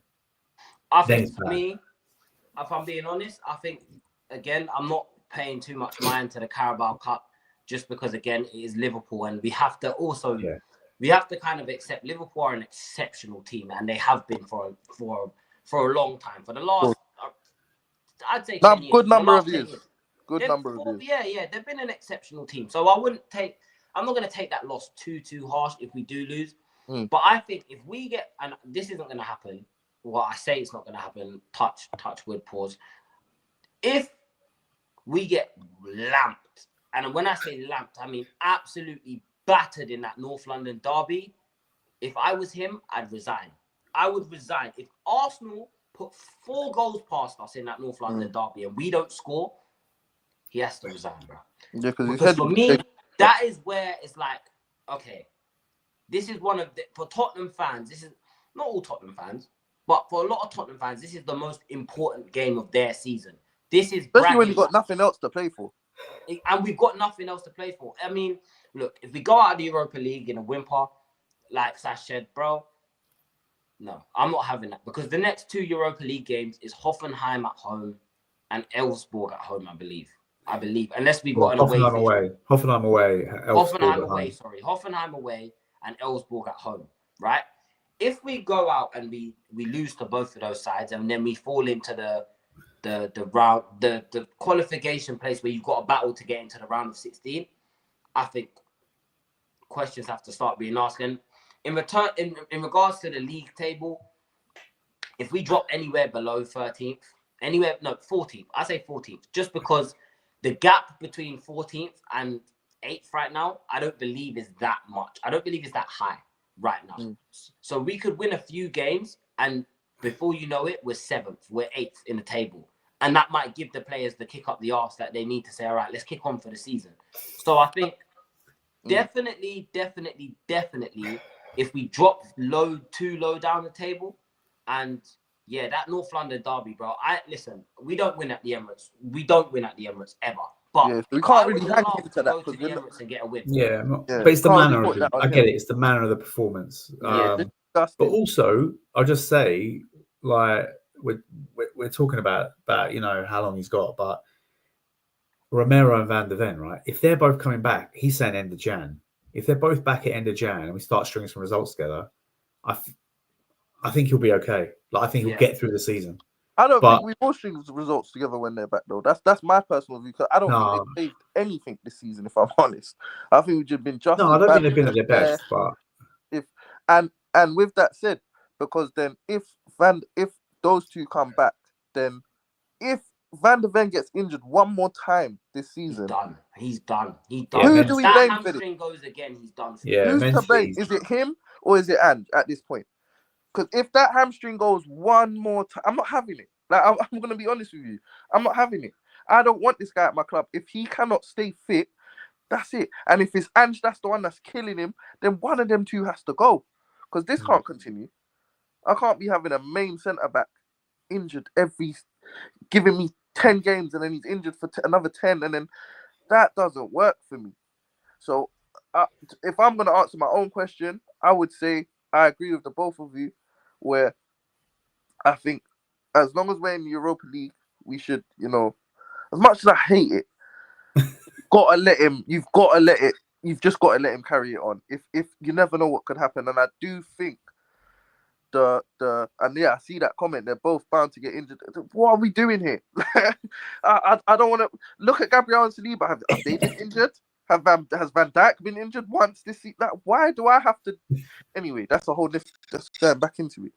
I think that for me, the Arsenal game, I'm not really going to hang him on the Arsenal game or the Liverpool game, because those are games that really and truly, I don't know who's winning that. With the squad we have available and, just with the history, I'm not going to use that as a stick to beat Andrew. But like you guys said, Leicester, Everton, you've got to get 6 points. You've got to get 6 points in them games. I don't care who's available. I'm being that, I'm being harsh with it.